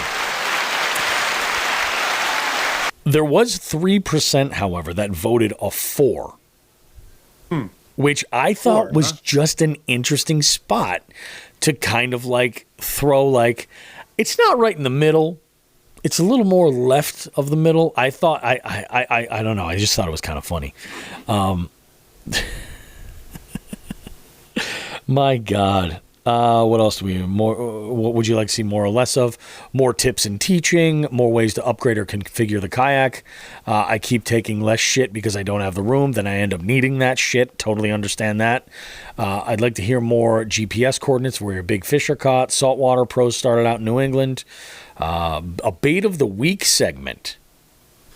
Now that's bait of the week. Yeah, I like. That's fun. That sounds fun. I like who did that? That it doesn't say. Like this is all anonymous. That does sound interesting. I mean, I know that you've got like a very you're like Liam Neeson. I've got a very specific set of skills. Do you think we could fool around and come up with like a bait of the week? Yeah, dude, I like that. That's fun. What about something like, now just hear me out. What if we took a presentation that might not necessarily be like the one you'd think of for that time of year or conditions or whatever? I think we could just I wouldn't even base it on that. We'll talk about this offline. Okay. I have ideas. Right. Okay. Whoever sent us that, thank you. Bait of the week. Actually, let me appeal to 97% of our audience. Thank fucking you. There you go. I don't know nothing about no snakes. Shout outs to Average Joes that use a hashtag. I love this idea as well. So we should figure out a hashtag to use. Folks, post stuff and, we'll tell them, obviously, tag us on social media so that we can share it and do whatever. But also at the same time, if folks want to use a hashtag, then we can track some stuff down and kind of do like listener of the week or something, or, jig head of the week. Honorary jig head for that week. Something like that. And it could be legit. Maybe it could be like a savage comment thing. Someone's in a fishing post and you leave a comment and you're just, go ahead, tag us there. Or you post something that's just amazing, tag us there. So we'll figure out a hashtag. I like it. How about we call it, hey assholes? Yes. Hashtag hey assholes. Like oh, man. What do we have here? Would enjoy seeing people brought in for conversation outside of interviews, bringing people in to talk about tips and just talk fishing outside of the predetermined interview questions. Some of the best episodes have been when you guys just talk with other anglers about fishing and let the conversation lead itself. I agree 100%. And actually, whoever wrote this, I took this to heart, and I started to incorporate that in the interview that I did with Brad. This interview I have with Brad, in my mind, is the same sort of flow or conversation that I had with Cody Jennings the second time we had Cody on. Yeah. Yeah, it was. I'm really excited for you guys to hear this. I don't really promote many interviews right away, but I'm like, his content, I have. He's in. If I had to make a top 5 content creators, he's in the top 5. Like, he gets it, fishing content creators specifically. I think your format's great, actually. It's why I listen to you guys. I like the interviews. Regular guests might be cool. Nothing specific. Cool stories about fishing, setups for multi-species, more gear and food reviews. We'll do that. I think these are some of the earlier ones. Yeah, saltwater guest, more species other than bass. Interesting. I'm actually kind of breaking the fourth wall. I'm having a conversation with a regionally, I would say like a carp guru, and we're going to record a segment of the show on the bank, and there's going to be a video component to it as well. So that will be Fred, we're going to make this happen. It's going to be great. Let's see. Do you currently fish tournaments? It's still a really good split. 55% say no, they don't fish tournaments, and 45 say yes. So it's still a pretty good split. Interesting. Very interesting. Yeah, I love it. Oh, hold on a sec. Let's catch up with some of these comments right here. Ellie Noel jumps in, and she was talking about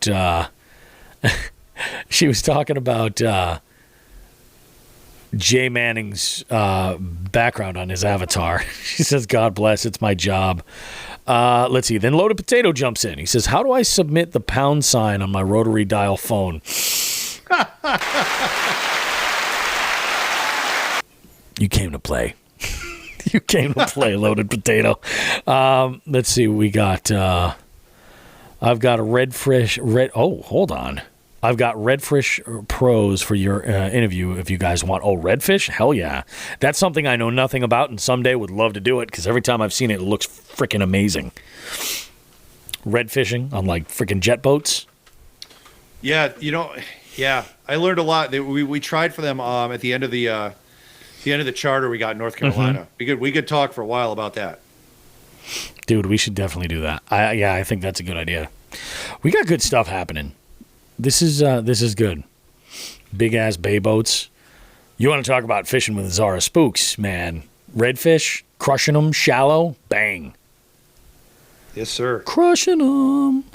I think so. Yeah, we're gonna save that other little segment in the hot topic and make it exclusively FTG. Is that what you're thinking, Sean? I think so. Yes. I think that's a good idea. I think that dude deserves all the fucks, and you guys will love it. So with that said, let's take a short break. We'll be back with more show right after this, guys. Just the Tip, FTG, and then we got a great interview with Brad Brown, B Squared Bassin. That's coming up right after this. Jigs and Bigs wants to take a moment to say thank you to our partners for helping us continue to push the limits of our fishing adventures and bring you amazing long-form content.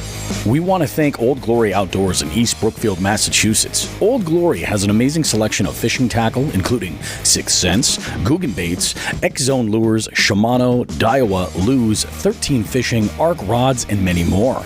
Use promo code JIGSandBigs at oldgloryoutdoors.com and in-store to save yourself some money and support the show. For all your premium kayak needs, we partner with Three Bells Outfitters, located along Smith Cove in Niantic, Connecticut. Three Bells is your go-to location for kayaks and accessories from Hobie, Native, Bonafide, Jackson, Yak Attack, Naqua, Boondocks, Burley Pro, and many more. Financing options are available to upgrade you and your kayak fishing experience. White glove delivery service is also available.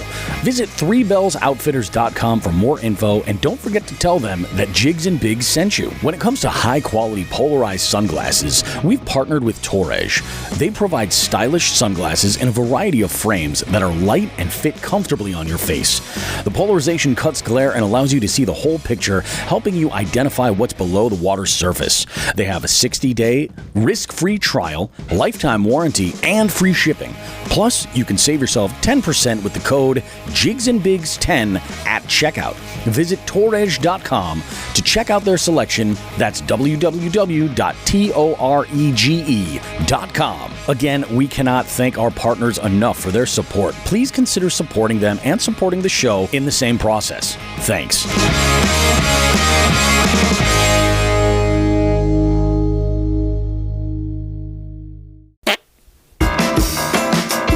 Bobby and Sean now have a special presentation for us all. They'd like to give everyone just the tip. Oh man, before we get into this, just the tip, because it is a good one. You guys, if you're not currently jig heads, the conversation we just had with our jig heads between segments was solid freaking gold. And if you want to become a jig head, you can do so. Go to jigsandbigs.com. Just click on the Join Our Patreon button. Sign up there. It's a $5 a month subscription. Goes directly to help support the show. But you get early access to the show and the ability to engage with us. So it's a whole lot of fun. Check it out. Good stuff. Ellie commented on that last thing. She says, this is your third red flag. Accurate. Accurate. What, week? I feel like I'm doing good. But it's today. Third one today. So, Sean, we have stuff to talk about. Tips need to be doled around. The people have spoken. They want education from Jigs and Bigs. And this is a good one. I love this. I knew you and I were going to jive fishing for the most part when you used a word that I thought was amazing. Minimalist. I love it. Simplicity is great. And this, I feel like there's something to be said for downgrading when appropriate. So the stage is yours. You jinxed me. I got applause early. That was a lot of buildup. Yeah, thanks. Wow, I'm really fucked now. Well, what I wanted to talk about was downgrading when it's appropriate, right? Yeah. Now, I've said 1,000 times I'm a minimalist with what I bring on the Slayer. But I'm a minimalist as in I bring that same setup. I don't fuck around with, like, I know you do every now and again. You're like, oh, well, I'm going to this place. I want to bring something different. I got to go through and reorganize my tackle or do this. I don't do that. Yeah. I have a setup that I feel I can hang competitively with anybody. Anywhere. At least in the Northeast, if not most of the northern part of the country, even into some of the South. Yep. Like, I feel I can be okay with just what I have. Mm-hmm. What do I have? Seven 3,500 boxes, 4 tool bags full of plastics, and 5 rods. I can do anything anywhere in America. I really feel confident with that. But with this tournament, the Slayer was going to be more of a hindrance. Yes. Off the water. Let me make that clear. On the water, it would have been great. Yeah. Off the water, getting it, like, I would have been physically enabled myself because I had no idea anybody else was going to be there. And I should make mention of this. I didn't mention this in segment 1. Matt and Brian and I all tag teamed up to get all 3 of our boats up the hill. I had a feeling. Thanks to them. Yeah, they were solid dudes. And I told Brian when I saw him, like, listen, at 2:00, I'll be back here. We'll get both our boats up because it is a fucking bitch. Like, it sucked. So yeah, they we went from there. But with knowing that it was going to be a problem and I wouldn't be able to get the boat back up myself, I downgraded my own boat because I have that Native Ultimate still sitting, waiting. My son uses it. Cousin John uses it on occasion. Yep. I downgraded to that not because of the fishing, because of getting it back up the hill. Yeah. And with a paddle kayak, I finished top 10 in a regional tournament with a lot of big names on a part of the river I've never fished before. So knowing that I was going to be able to get it back up the hill myself, you know what I mean? Like, that was a big comfort, but I still managed to do that. I was not using a pedal kayak. I was not using a powered kayak. Mm-hmm. And my fish finder was now a $150 or $200 Garmin. Yep. You know what I mean? Yeah. No GPS chip in there, nothing. It was just, all I used it for was traditional sonar. Yeah. And I finished top 10. So that was appropriate for me to do, because if I would have brought the Slayer, what's to say, like, shit, now it's going to take me an hour, if not more, if I can even get it up the hill. So now I have to stop fishing early. You know what I mean? Like, do I not go to the ceremony afterwards? Like, what do I do here? That's exactly it. Like, how is it going to hinder you? You know, shit, say like you're loading it and you know, something happens and something breaks. You know what I mean? Yeah. Like, just because of the weight, you know, something, it can happen, you know? So I think you did yourself a huge favor, you know? And I feel like if there's one thing that this says, it's that every single, like, tool in your arsenal has a place. Yeah. You know, and the idea of having, you know, like a paddle kayak and a pedal kayak or even a bass boat, like, they all have their time. Yep. You know what I mean? Right tool for the job. Yeah, exactly. When I talked to Brian and Matt about this when we were loading our boats up, I told them a story because they're quite a bit younger than us, in 1992, BASS had an event on the Connecticut River. They launched out of Hartford. Yep. And you and I know if you go over the 290 bridge over the Connecticut River in going from Enfield to, what is it going to? Is it Enfield to Windsor, I think? It's down there, yeah. Yeah, there's a set of rapids that you can't pass if you're in a fiberglass boat. If you got a name your bass boat, Nitro Skeeter, Tracker, whatever, you can't get up that because you will fuck your hull up. Mm-hmm. Jimmy Houston launched from Hartford with everybody else, but he brought an aluminum boat up there. My understanding is he hit those rapids doing a solid fucking 50 miles an hour and went right through them with the aluminum boat. Yep. Took a couple of dings, I'm sure, but was all right. Yeah, and he was able to fish water no one else was. Yep. And catch fish there, and he won that tournament. I was hoping for the same thing. Like, nobody's going to go down this fucking hill with their powered or pedal kayaks because of the weight. Yep. I was mostly incorrect because Brian and Matt still did go down, but I heard that there were several other people that saw that and did balk at getting down there without a partner. So, Kenwood. He's like, you went to my spot. I go, your fucking spot. I didn't see you down there anywhere, guy. I killed myself getting down there. I killed myself getting back up the day before. That was my spot. So, so downgrade when appropriate. I mean, it's hard to really apply the term downgrade with reels, lures, and line because there's so many different. Well, there's no like one downgrade to somebody might be an upgrade to somebody else. But when it comes to kayaks, I think that's very pertinent, and especially like bass boats versus like fiberglass versus aluminum. Yeah, that's a real upgrade downgrade situation, and you can consider that. You know what I mean? Like, somebody would start with like a wreck kayak and then upgrade to a sit on top, both paddling, then upgrade to a pedal, and the cost is appropriate with those. You know what I mean? It goes up every step you take. Yeah, exactly. And then you want to get fucking power on there. That's even more. So it's definitely a thing to say upgrade. I believe it works in the instance with the boats. Again, I don't know how it works with everything else. How do you upgrade or downgrade a fishing rod? I mean, I don't know. If you look at it, I guess as a chronological thing, maybe I got this old whippy bamboo rod that I feel was great for crankbaits. It's better than anything I've ever used. It was made in 1910 out of a fucking farmer's field. He whittled it himself, something like that. I guess that's applicable, but like, I mean, for kayaks, I definitely think I downgraded, you know? For sure. Yeah. And it's more of a, I mean, I think if you look at it in that perspective of like, you're using the right tool for the job, you know, that's all it is. You know, it's like, that was the right move. Because imagine if you were like, I'm going to pop the Slayer up there. Now, you got it back up the first day, right? Or no, you had help, didn't you? I had a lot of help. I didn't know if anybody was going to be there. That's right, and that's what I'm saying. So you could have potentially been screwed. Yep. So I mean, you got to do what you got to do, but I think it pays off. I think when it comes to like our gear, our rods, our reels, you know, things like that, you know, maybe there's a time and a place. Like look at other accessories like a net. You know. Yeah, is that really downgrade or upgradable? I don't know. Yeah, I don't know. I mean, and it's all kind of like perspective. But if you look at like the different size of nets versus, you know, and some of what comes with that, like I have two nets right now. That one with the big 18-inch hoop, which is amazing, and I love it. And now I couldn't see being on a kayak without it.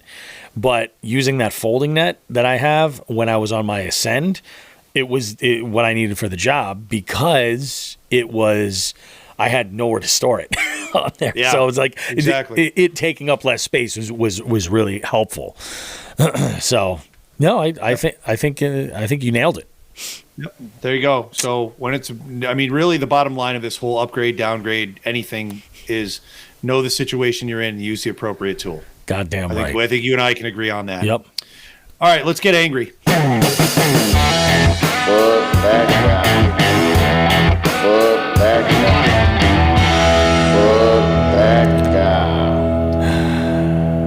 We've mentioned this on the show before. Yeah. And to get a prime example of it is just fucking phenomenal. It really is. Yeah. So I'm on the board of directors for my lake. I volunteer my time. I try to help out, make the lake a little better. You know what I mean? Do what I can. We work as a group, and my neighbors know that. Honestly, they know if it's like weird fishing related or something to do with fish or wildlife, they'll give me a call because he said I got a call the other day. My neighbor said I was an expert in this. I am by no means an expert. I have some experience, but with what he called me about, yeah, I'll call myself an expert. I'm an expert in saying, fuck this guy. Yep. One of my neighbors goes out for a morning constitutional paddle, right? He gets out in his kayak, does a couple laps. He's good to go, right? Mm-hmm. We have another neighbor that, oh, drop my pen. Fucking so angry that I'm dropping pens. We have another neighbor that allows a friend of his, I don't know, relative maybe, to use the lake, which I'm not even going to get into that right now because that's a whole fucking other can of worms that I've been fighting a losing battle with for years.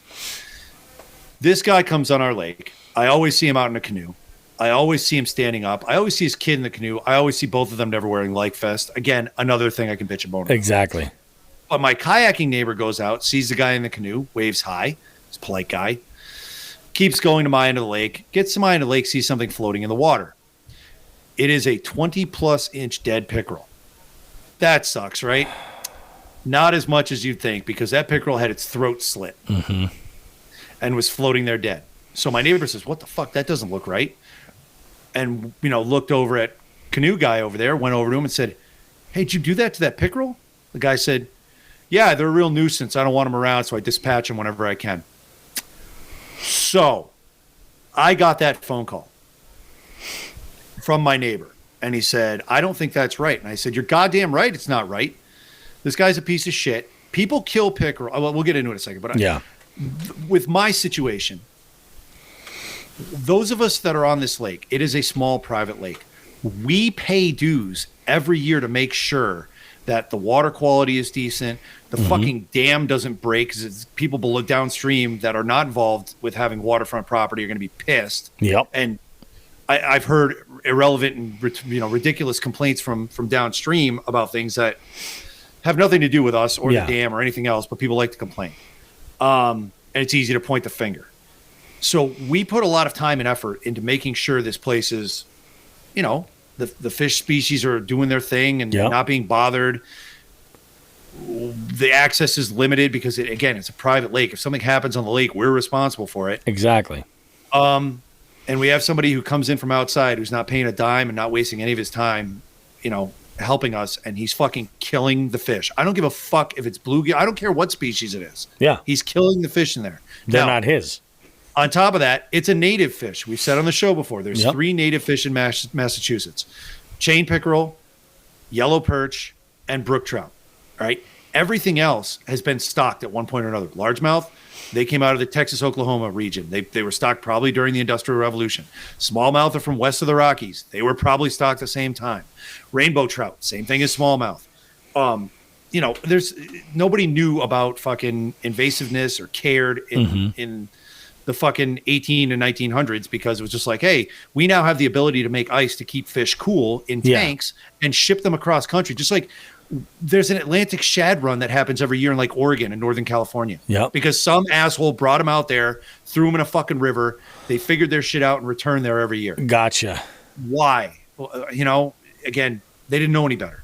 But when it comes to this, there's a couple things going on. Number one, I don't feel this person's welcome at this lake anymore. Why? Where do you get off doing that? What, you think you're a fucking half-ass fucking marine biologist? Like, fuck this guy. Like, seriously, fuck this guy. Yeah. I catch pickerel. I don't mind them. I know they're natives. They're just doing the same thing that all other fish are doing. Yeah. They have a role in the fucking ecosystem. And contrary to popular belief, pickerel don't hurt bass populations. The two live together completely harmoniously. Exactly. They're fine. As a matter of fact, I actually feel that when you get lakes that have big chain pickerel and size-wise, individual size, big chain pickerel and big northern pike populations, I think the bass do better because the bass get bigger because they're competing more. You know what I mean? Like you see these lakes in Minnesota and stuff, and if there's pike in these lakes, if there's walleye, as long as bass there's bait do to better, feed you them all, think? they're fine. And they're not Yeah. turning on each other. The pickerel aren't just eating baby bass. If anything, the fucking bluegills do more damage to bass populations than pike. Sure. Bluegills go after the eggs and, and the fry. Yep.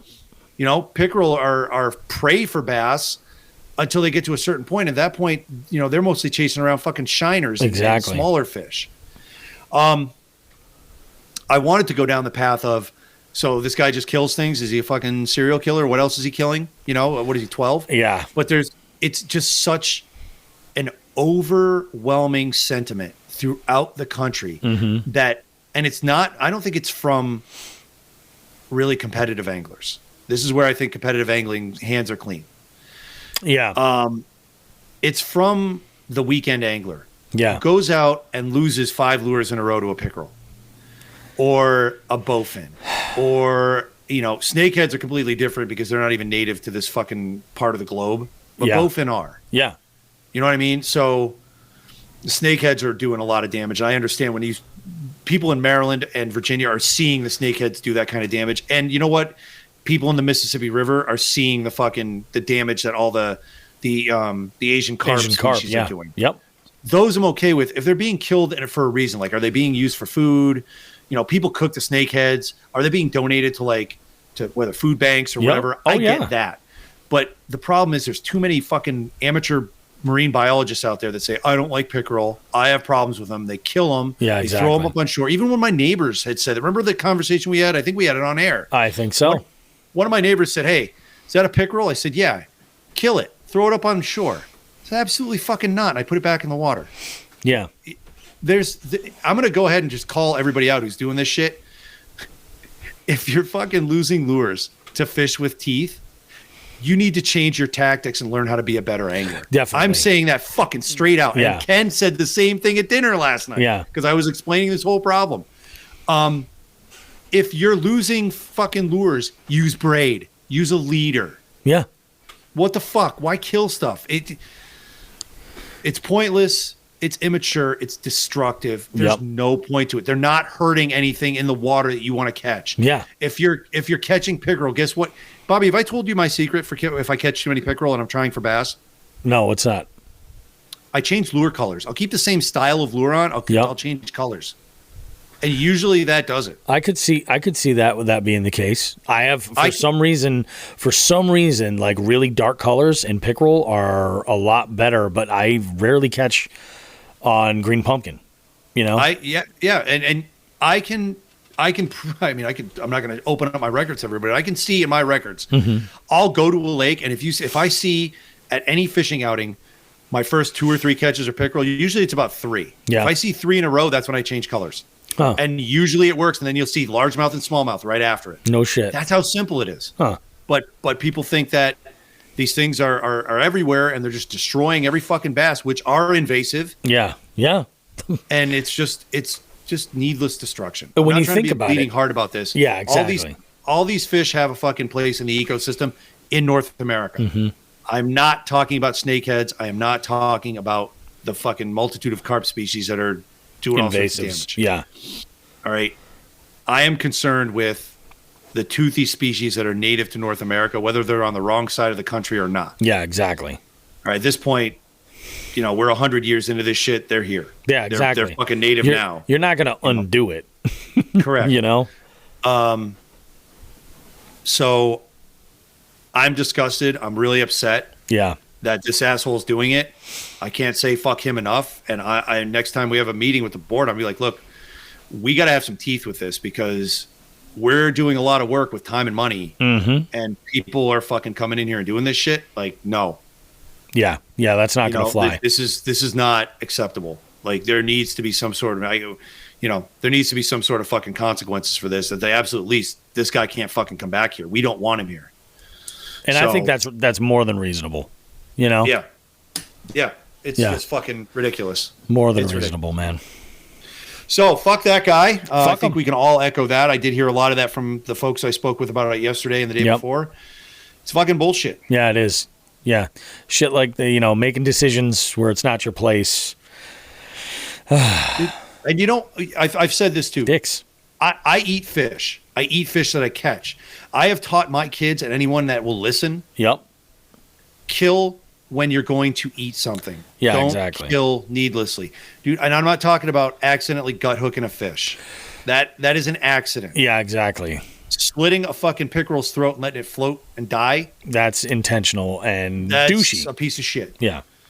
So that's all I have to say about that. Do you want to keep going on it? Let's go ahead. We'll move on with our we'll move on with our Jigs and Bigs and Chronic Chips info. It's quite the roller coaster of emotion we have tonight. It really Just is. a tip, downgrade. Fuck this asshole killing This people. guy, who the fuck does he think he is? Oh, man. All right.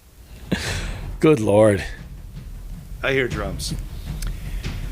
First thing I want to do. Today is the 17th when we record, all right? So Monday's the 18th. The 19th, the day you hear this, you folks, if you're up for a little fun, we'll call it a fishing scavenger hunt. I like the term fishing scavenger hunt for what we do with Jigs and Bigs and Chronic Trips. I really do, especially I with the kind of new like scoring. that too. Yeah.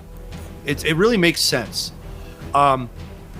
If you're in for a little fishing scavenger hunt, but in the form of a tournament, the Jigs and Bigs August tournament is open for registration as of, I believe it's 12:01 a.m. on the 19th. Yeah. So while you're listening to this, fucking jump in, folks. It's fun, and we're gonna have fun.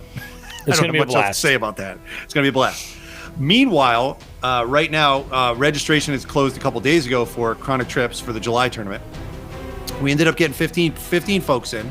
Mm-hmm. And I did some quick math, all right? So I don't want to be held to this because the tournament's half over, and honestly, I don't care. But it looks like there is a three-way tie currently between myself, Jerry Howes, and Scott Rhodes. All of us have 11. I would have 13, damn it, but that pike went away. Yeah. So no, we had a lot of fish caught this weekend. I know Nelson was doing Chronic Trips solid and doing some judging this afternoon. And I'll do the scoring tonight, but we got a race here. Got a race with some multi-species motherfuckers. Hell having yeah. a good time here. I love Yeah. it. So that's all I got.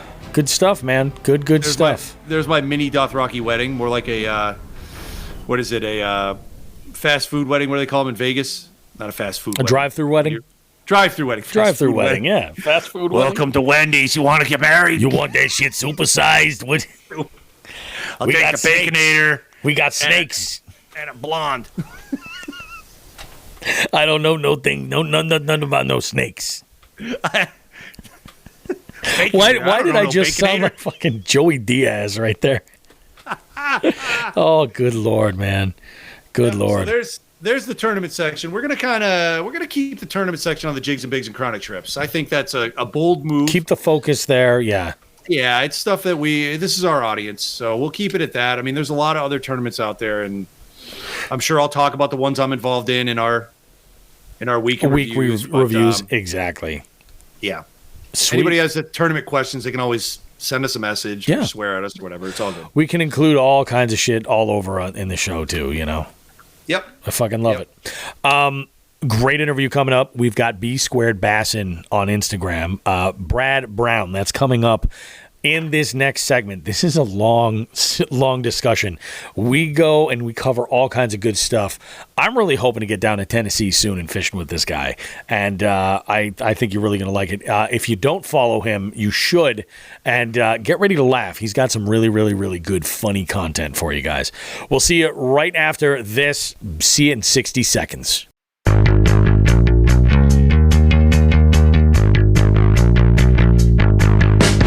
Jigs and Bigs is your favorite fishing podcast, right? Why not show the world how much you love the show while directly supporting us? We have men's and ladies' shirts, hoodies, and a variety of hats. We even have a waterproof outdoor Bluetooth speaker so you can listen to your favorite podcast while out on the water if you like. Check out jigsandbigs.com/shop to visit the store and gear yourself up. If you really can't get enough of this show, consider becoming a jighead and joining our Patreon. It's a subscription that gives you exclusive access to recording sessions that allow you to engage with with us as we record the show. We also have some exclusive content there just for our jig heads and even have some special promo codes. Space is limited, so join now at jigsandbigs.com. Finally, if you're local to our area in Western Massachusetts, consider checking out the Western Mass Fishing Report, posted weekly at northeastwildwoman.com. We have amazing contributors providing great content and info for local conditions and what's been going on and working recently. Jigs and Bigs, so much more than just two lightly roasted hippies trapped in the 90s arguing on the internet about fishing.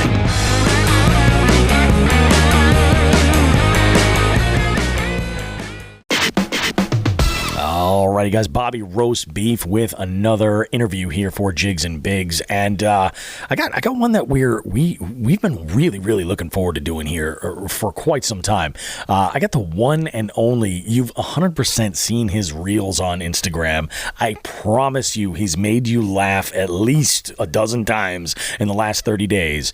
The one and only B Squared Bass and Mr. Brad Brown. How you doing, man? I am good, man. Thanks for having me on. Glad to have you, dude. Glad to have you. You got your start doing fishing content about what time? Roughly like 2 years ago. Yeah, so that's what I thought, because I had a feeling that you and Jigs and Bigs kind of like burst out on the scene really sort of like kind of when COVID hit and we had all the time. That's exactly what it was, man. Exactly, man.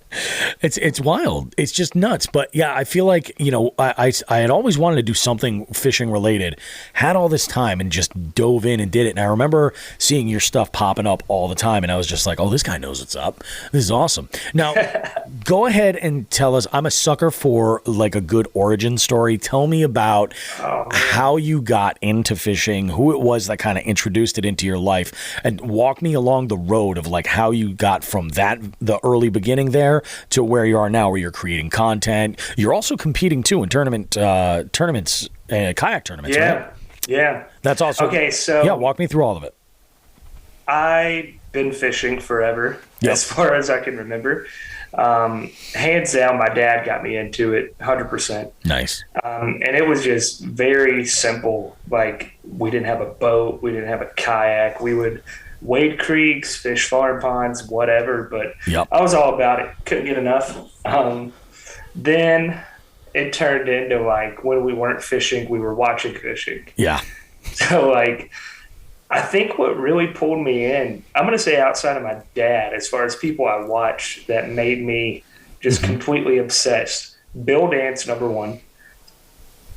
Oh, yeah. Come on. Bill Dance, of course. Don't get me wrong. The guy is a hammer. Great fisherman. Yep. But, like, his blooper videos that's what hooked me. I loved it. Yep.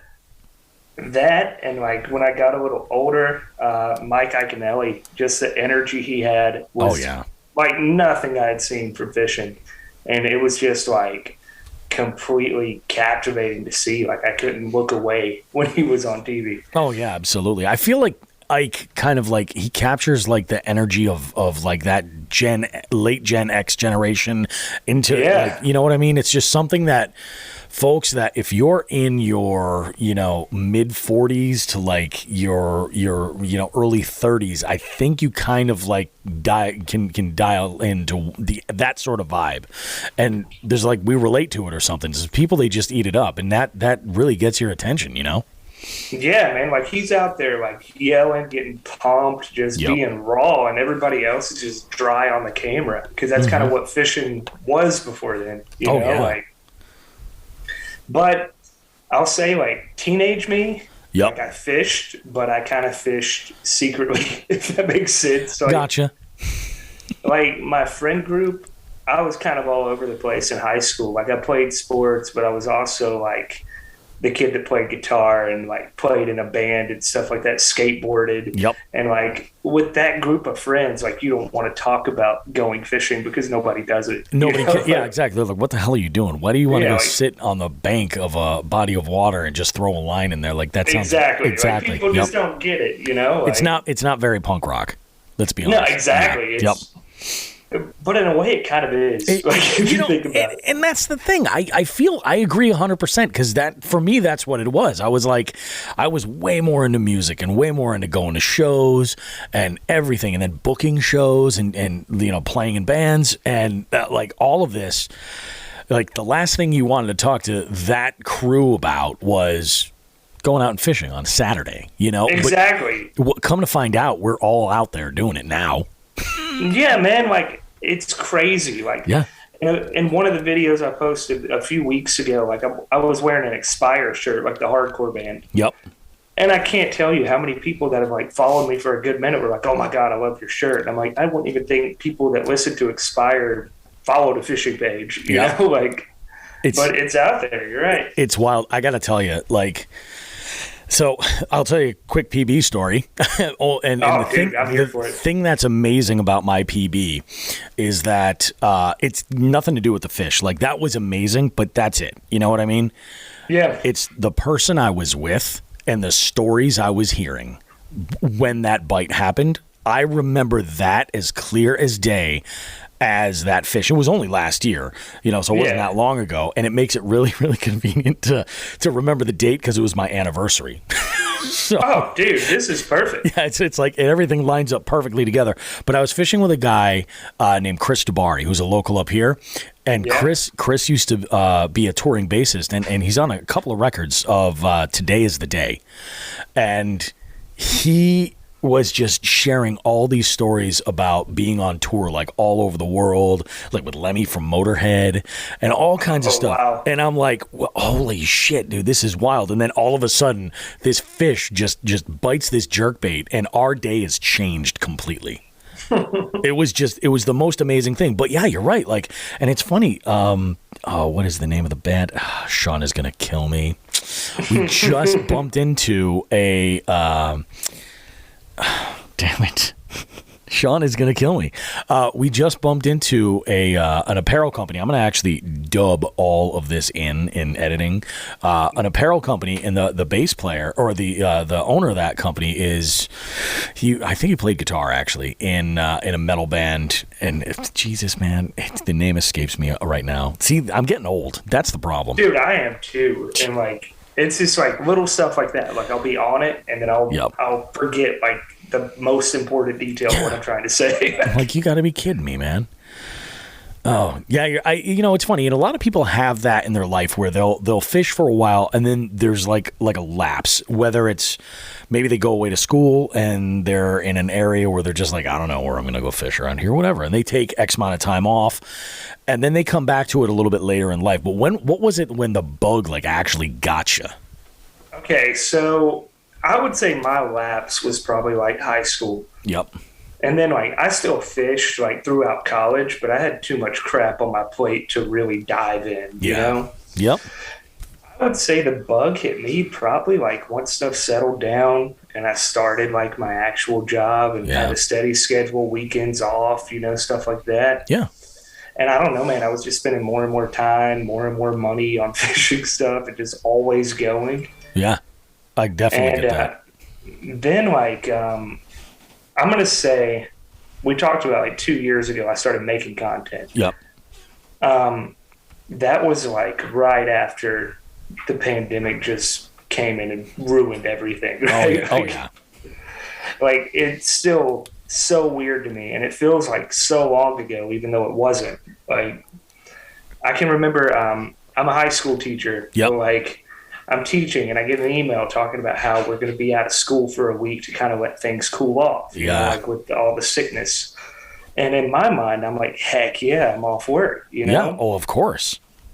And then like we were off that week and then we were off the next week and then it was spring break and then we never went back. Like it was so strange to me. And like, at that time, my wife was pregnant with my son, which was our second child. Yeah. Yeah. Oh my God, dude. And dude, it was wild. And like looking back, like I didn't realize how crazy it was until like way after the fact. Oh yeah, man. It was. Wow. Yeah, it was a weird time because that's the thing. Like for me, like I totally get it. And you and I probably had totally different situations. You probably had to do like virtual school. Well, dude, the funny thing is, like, my district, when it was very early, like that 2020 spring, they pretty much said you need to put material out for the students to do. But then it was kind of the caveat of, but none of it can make their grade go down. So I was like, wow. And dude, the weird thing was, like, our governor said this on live TV. Yeah, wow. And I got high schoolers, man. They catch wind of that when they were like, "Oh, it doesn't count. I'm not doing anything." Yeah, exactly. You know, like, so I would still put the stuff out there. Yep. And I had like 2 kids doing the work, literally. Yeah. And finally, like, I just had to send an email and be like, "Look, unless you're just enjoying doing this, don't do it because no one else is." Like, I felt bad for them. Yeah, absolutely. Like, why are they putting the effort in? Yeah, you know, it just wasn't fair. Man, that's just wild. That's nuts. That time period, because my wife teaches too, so we're both just home, stuck at home, can't go anywhere. We've got my daughter who was like 2 at the time, and then she's pregnant. We're just stuck at home. Yeah. So then I started just like pretty much fishing daily. You know, like even if it was getting up early and going and then coming back home like mid-morning, you know, like I would just get out at some point in the day. And it got to the point where, like, my personal social media pages, I was just, like, blasted with fishing pictures, you know? Yeah. Oh, yeah. And I kind of got to thinking, I was like, what if I just make an account just to post fish? And I'll be honest with you, like, I didn't even know the fishing community existed on Instagram. You know what I mean? Like, at all. Me neither, really. I was totally blindsided by that. And like I'm kind of outside of the generation that watched a ton of YouTube or anything, so like I'd really never even watched a ton of like self-made fishing content. You know, so it was just all totally new. But I started posting stuff up and kind of just took off from there. I enjoy it though. Like there's something about it. Like it's just nuts. Now, when did you get into competitive fishing? How recent is that? Okay, so I did a little bit last year. Gotcha. Which I got the kayak that Christmas of 2020. Like my wife bought my first kayak for me for Christmas. That's awesome. You did good. And, dude, she did great. Like at that point, it just elevated because like I was able to fish water I couldn't before. I was on my own terms. I didn't need anybody to get out on the water, just throw it in the truck and go. Like it just completely opened everything. That's awesome. And it's funny because like I love her to death, and when she hears this, she won't be offended. It was not an amazing kayak. It was like a sun dolphin journey. Oh, of course. Like, but it really is. It's more of like when your spouse it takes that much of an active role of like, no, you love doing this. Let me try to help you in some way. Yeah, man, it just makes it like more meaningful. Yeah, you know, like 100%. So I did. Once I got the kayak, I did a few of like the monthly tournaments. Like that first summer, I had it. Yep. And then, like, the following fall, like, I kind of started getting involved with just, like, a local kayak circuit that fishes, like, the main 3 lakes around me. Yep. And then this year, I kind of went in with his name is Vern out of Nashville. He's on Instagram, it's Wayward Anglers. But we were talking and kind of opened up our own Slay Nation series, and we've been doing that. So no kidding. It's been a lot of fun, man. That's freaking awesome, man. Good for you. Making it happen, getting out there, getting it done. I love that. Dude, the competitive side is like... Yeah. It's almost like a double-edged sword, really. Yeah, I can see that. It's one of those things when it's good, you're like, oh my God, like this is awesome. My adrenaline's pumping. But when it's bad, you're like, am I even having fun? You know, like... Man, I'll tell you, it's like... That's the thing about us over here. Sean is truly made for competitive fishing. He's analytical with everything that he does. He's got a sports background. That helps a lot. I am not that guy.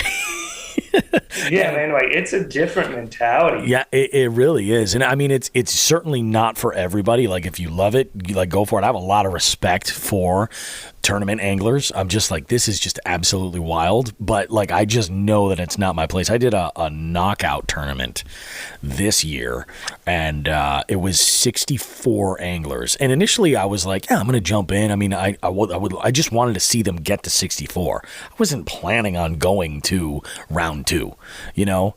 But I also wasn't planning on not catching any fish. Dude, that's the worst thing ever. I'm like, really? Like, come on. Like, I would rather cut. I can't say that. I can't say that. Something crazy happened at that lake. There was a couple that was fishing for trout off of this one point, and and the guy, his rod just goes off into the water. Like, it fell off the stick he was supporting the rod with, and he's yelling at me from around this little cove. He's like, sir, can you help me? It was a beautiful rainbow. I reeled it in, put it in the net. I measured it. I should have taken a picture, and I bring it over to him, and I was just like, that's good eating right there. And he just releases it. I'm like, you piece of shit. Oh my God, what a waste of time. I was like, come on. What can you do, though? It happens. But it's like, it's funny how it works too. Like, the first event of that Slay Nation was on Old Hickory, and I'd never fished Old Hickory. Like, I had every intention to pre-fish it, and it just did not happen. Yeah. And the night before the tournament was the night my mother-in-law got put in the ER. Oh, no. And, so I was up till, like, literally 3 a.m. Yeah. Your head is not in this tournament. No, the tournament started at 6. And I was like, I was laying in bed, and I was like, I will have to leave in the next hour. Yeah. So I ended up texting Vern, and I was like, dude, I'm going to have to catch a couple hours of sleep. Like, I've already paid entry. I'll be there. I don't know when, but I'll be there. Yeah. So I ended up sleeping from like 3:30 to like 7.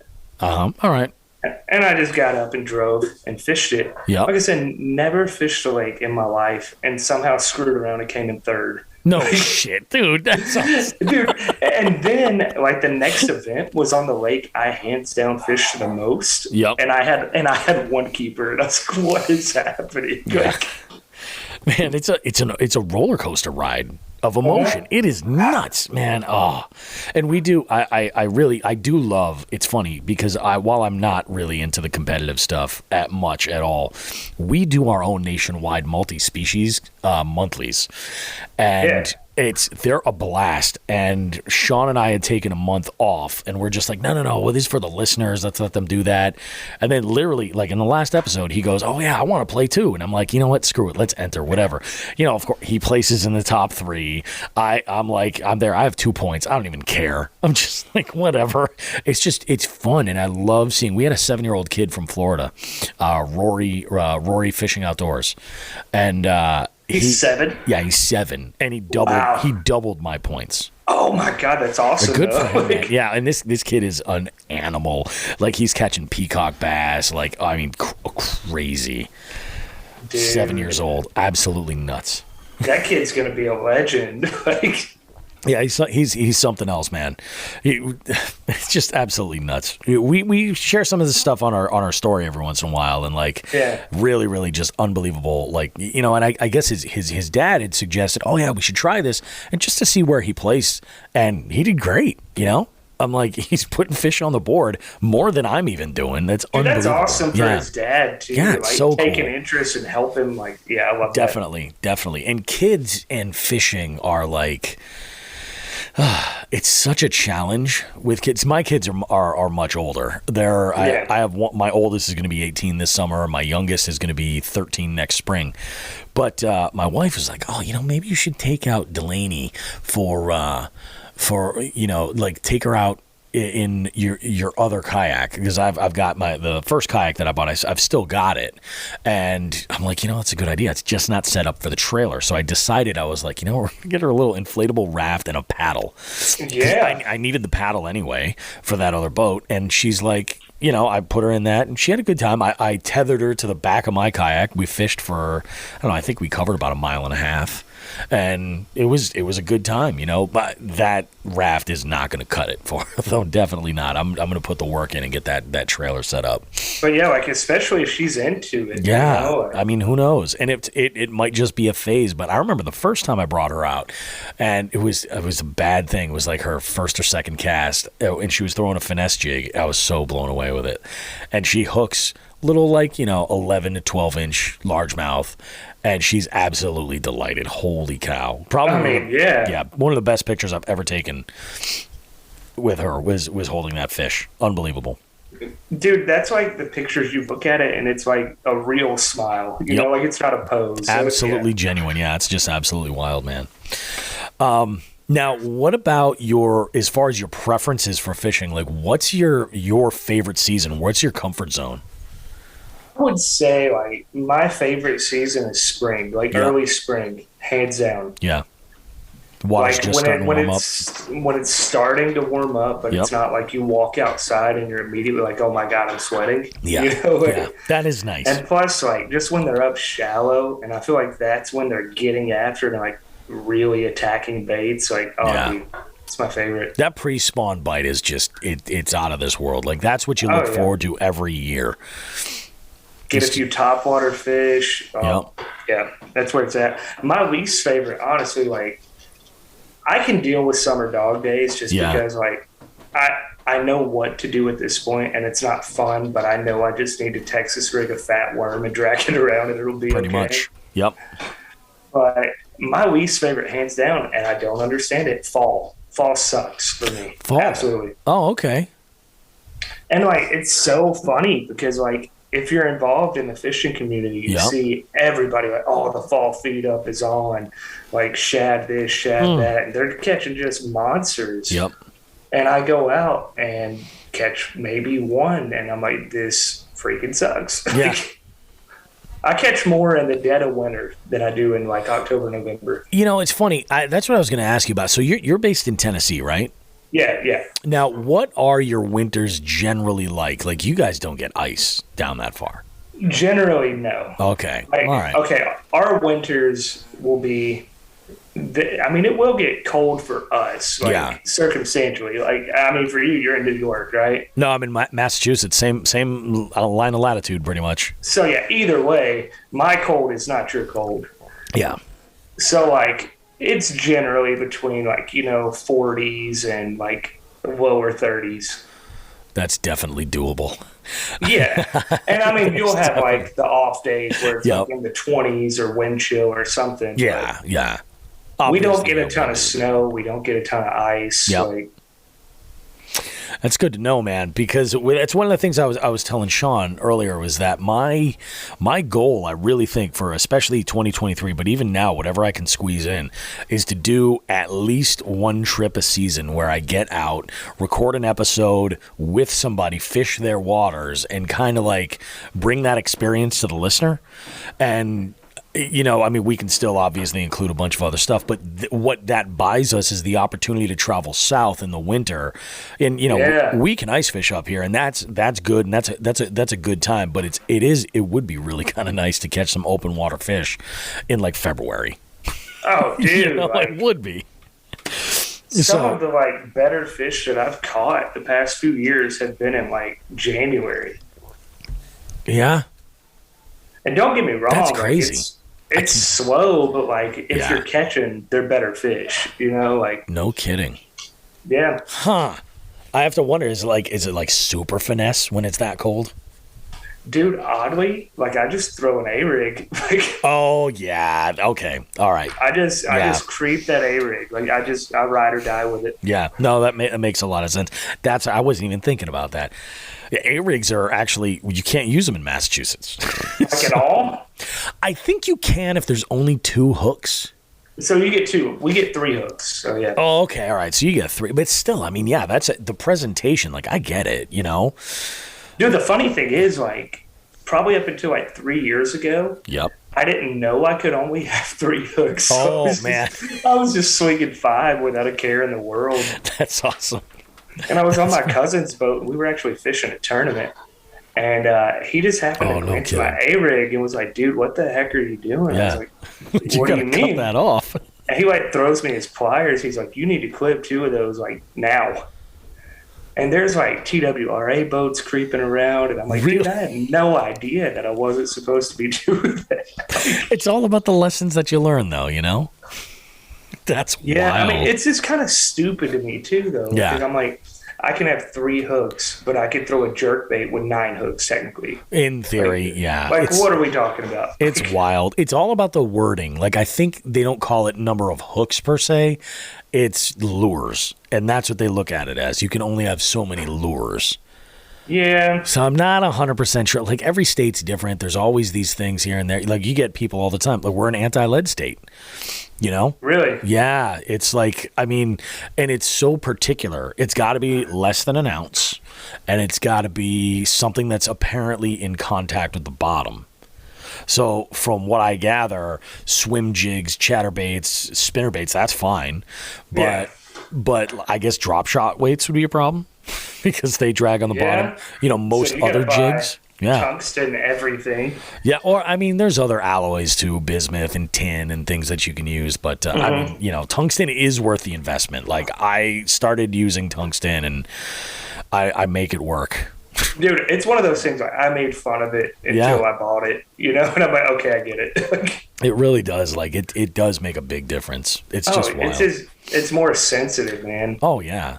While we're on baits, what are your like top 3 confidence baits that you generally are just like, yep, that's the way to go?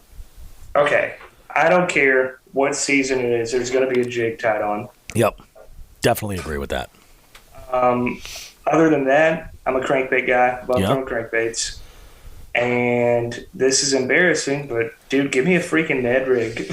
I love a Ned rig. I've done some of the best fishing with a Ned rig.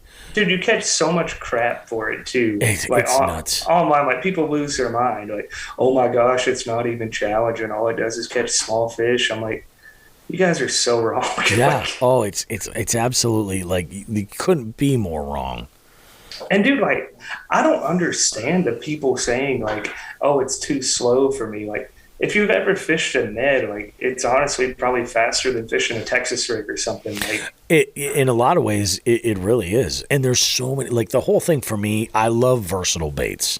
Yeah. I love a bait that I can do a million different things with, you know, and it's a nice thing. And a Ned is that. Like, you can drag it on the bottom real slow. You can hop it. You can swim it. I've used them. I mean, I love a Ned rig, and that's such a wide window. You know, it's one thing to throw a little TRD on an exposed hook. It's another thing to take like I like throwing the missile baby D bombs.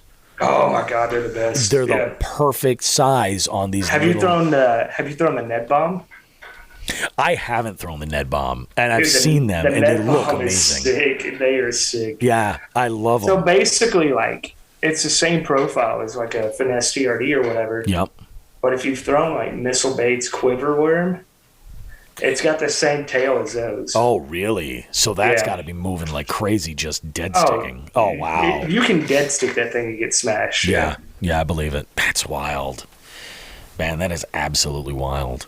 Dude, I've recently like just started kind of switching from the exposed hook to using like the EWG Neds. Yeah, I've been for the last year. I've been playing around with them. I like them. Man, I'm a fan. Yeah, I definitely do notice a worse hookup ratio. Definitely do.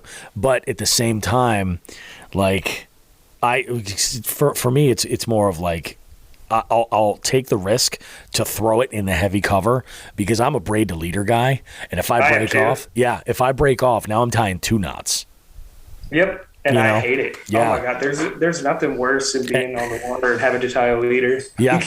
Oh yeah, and a kayak. Oh, that's the worst.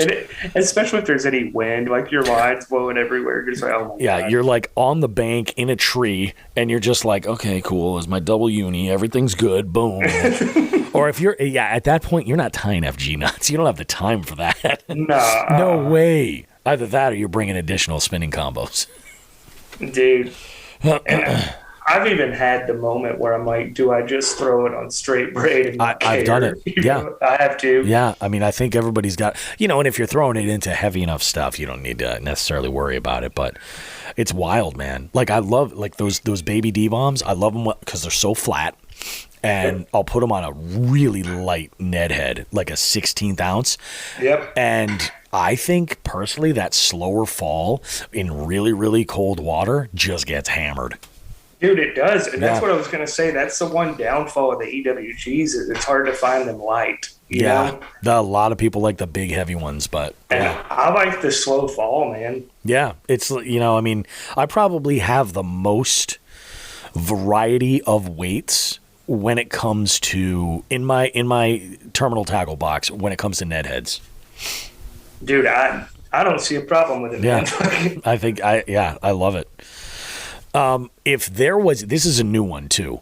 If you had just met somebody who's brand new to fishing, maybe it's one of your followers, something like that, and they ask you, what would your primary tip be that you would share for them? And they're brand new to fishing? Yeah, I mean, not brand new, but like you don't know them necessarily. You have no idea what they're doing. My tip to them would be pick a technique or a bait and use it until you're confident before you buy a bunch of crap. Something I wish I would have heard back in 2012. Because like the thing is, like, it's a consumer market with fishing. Definitely. Like, for like you take a crawl style bait, there's a million of them. Yeah. And like if you're like kind of getting into it and you see somebody catch one on a D-bomb and you see somebody catch one on, I don't know, a rage bug or anything, you're like, oh, I should have bought that one instead. And next thing you know, you've got 20 packs of the same bait. Yeah, like such a similar shape with such a subtle difference from one to the other. Yeah, and no understanding. That would be my thing. Is like, just don't get caught up in that's kind good. of the hype on everything. You just pick something simple and master it before you worry about anything else. You know what blows my mind is this is one thing. Like I've heard a lot of people, especially talking about baits, where they use the phrase "they catch fish," and I'm like, no shit, asshole. That's what it's made for. That's what it's made to do. Like all these baits there are the only thing that I think to me is a real argument is when somebody says, I don't catch fish on that. But of course there's people that do, you know? Yeah. Like it's wild. It blows my mind. And the thing is too, like it's kind of depending on where you're fishing too. Like something might work for you and they just tear it up and I don't get bit on it. Doesn't mean it's a bad bait. Yeah, it's all variables. You know, you never ever know. It's like some people just have this experience. I said it the other day. I was like, yeah, this pond does well for me when I'm throwing green pumpkin chartreuse. And it does well. That seems to be the color I've had the most success on. But it's also just what I'm throwing. You know, like I've thrown June bug too, and I've thrown black and blue, and I've had some success there as well when it called for it, you know. But it's just like it's kind of nuts. There's so many variables that need to be taken into consideration. Yeah, man, you got like water clarity, water temperature, cover, conditions, a million and one things. Like other bait that's in the pond, like what are they eating? What are they actually eating? Yeah, exactly. Like if you're throwing a craw pattern and you're like, there's no crawfish like in this area where I am. Or dude, you know those fish are down there. Like, I don't know what that thing is, but it looks scary. I'm not going near it. Yeah, definitely. And then there's that whole theory that show them something different, which again makes sense, you know. But it's like, you know, it's wild.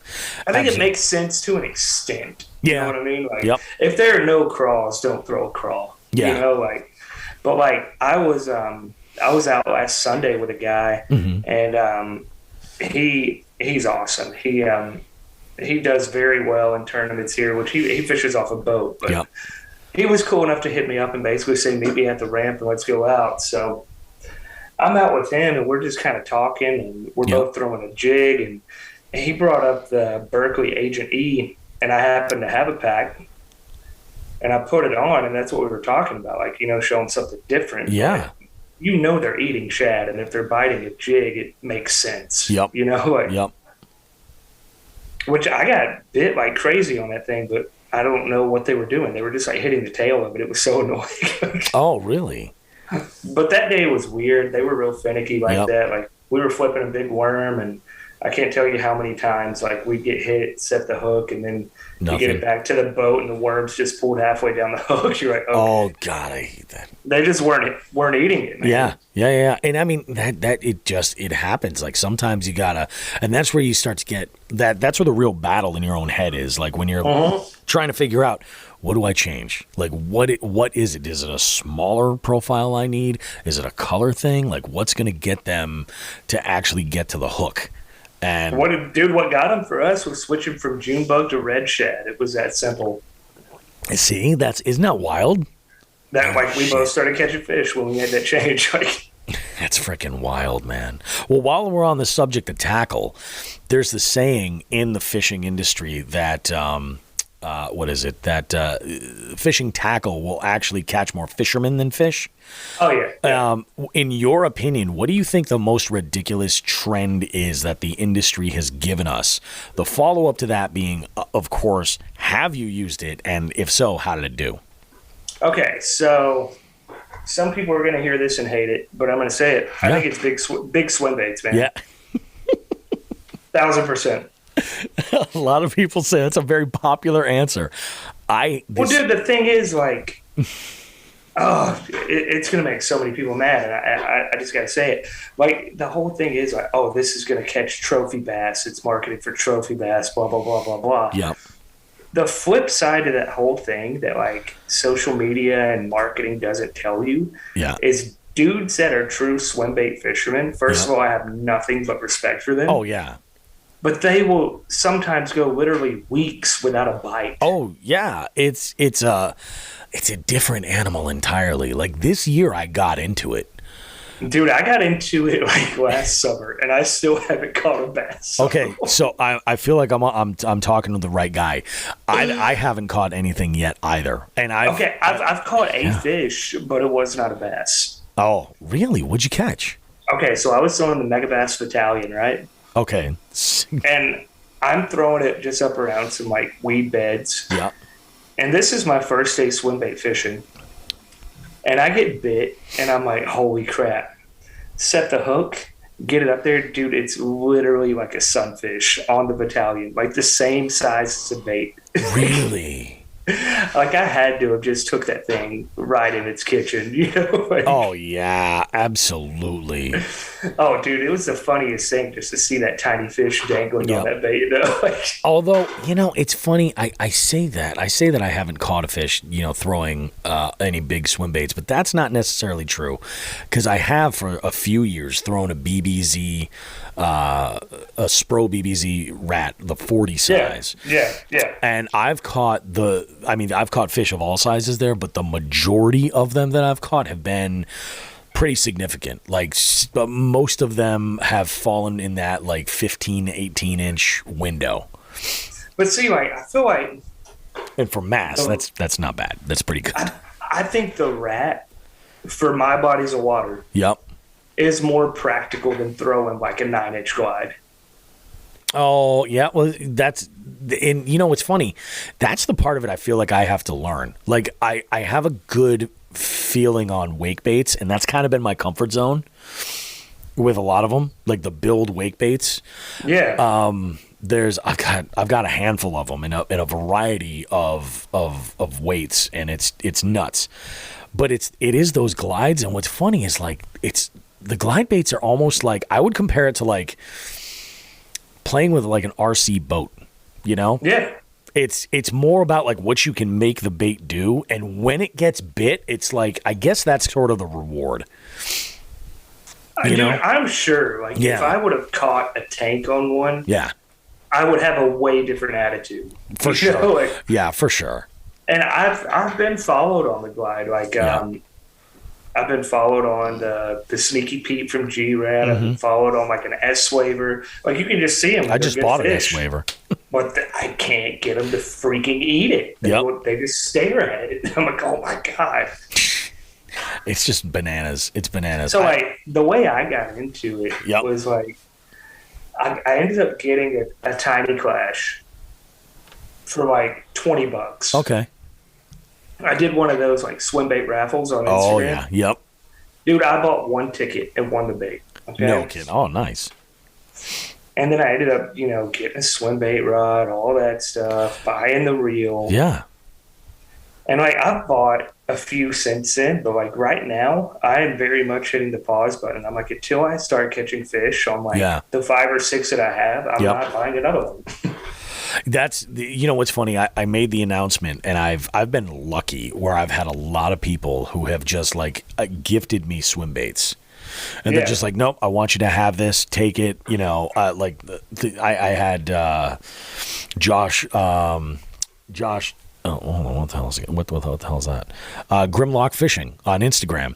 He had given me a bunch of baits, like a Spro 50 in that crazy purple color with the chartreuse tail, like all kinds of crazy stuff. And it was just like, no, he's like, trust me. He's like, you're gonna love this. It's great.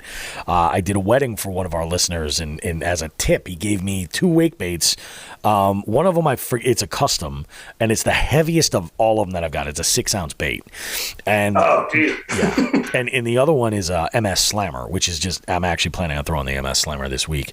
And then we had Chris Ellis on, Mr. Tightlines, and he hooked me up with a Bruce Gillis. And, I throw that Bruce Gillis every time I go out. It's on the boat every time. And I give it at least 15 minutes to a half hour. I'm like, this is where I would throw it. I've yet to connect, but and he even said, he's like, I just want to see that thing all hook rashed up, just make sure you're using it, and I'm like, I'm giving it a go, we'll see how it goes. That's kind of where I am with it too, man. Like, I'm still like super open to it. I don't hate it. I don't like the way it's presented, if that makes sense. Yeah, I hear you. I definitely hear you. I almost look at it as like almost a different style of fishing in the way. It is. Yeah. Almost the way fly fishing is to bass fishing. Yeah. Like it's the same species you're looking for, but it is an entirely different set of presentation. Like, you're really trying to accomplish something different. It's really nuts. Which, admittedly, I've talked to people that are very good swim bait fishermen, and they all tell me the same thing, and I've yet to listen one time. Because they'll tell you that only take your swim bait rod and only throw it. Yeah. And I'm just like, man, the reality of knowing I'm probably not going to catch a fish, I'm like, nah, man, I'm taking my other stuff too. I've done it. I've brought it out probably about a half dozen times. And this year I made a commitment to be in the kayak twice a week. So, dude, that's nice. I really, what I think I need to do is I think I need to just make that the point from the kayak. Just go out, take one of those days, and just like, yep, I'm going to throw this. Because I haven't been bait fishing since end of April. Like, if I'm going to fish, I'm getting in the kayak. Man. Just because I'm trying to make it so that for the entire season, from when I'm in the boat to when I take it out for the winter, my average is twice a week. Dude, that's awesome. Yeah, we're getting there. It's happening. Goals. Yeah, I love it, man. I love it. One of my favorite things about fishing is the community, the fellowship, all that kind of goes with it. You can, if you're with the right people, you can actually kind of make a terrible day of fishing a whole lot of fun with tons of memories. It's the weirdest, craziest thing, but it's one of the things I think that's really, really endearing and unique to fishing. What are like the top 3 people that you would love to fish with? And these can be anybody. They could be followers. They could be actually people and currently fish with. They could be celebrities. They could be pro anglers, whatever it is. Anything's on the table. I like this one. Okay, so off the top of my head, without even putting thought into it, Gerald Swindle, hands down. Yeah. Just like that guy's personality is awesome. And I don't even feel like we would have to catch a fish. Like, just talking with that guy and cracking up would be a great day. Definitely 100%. So he's on there for me. Other than that, let me think here.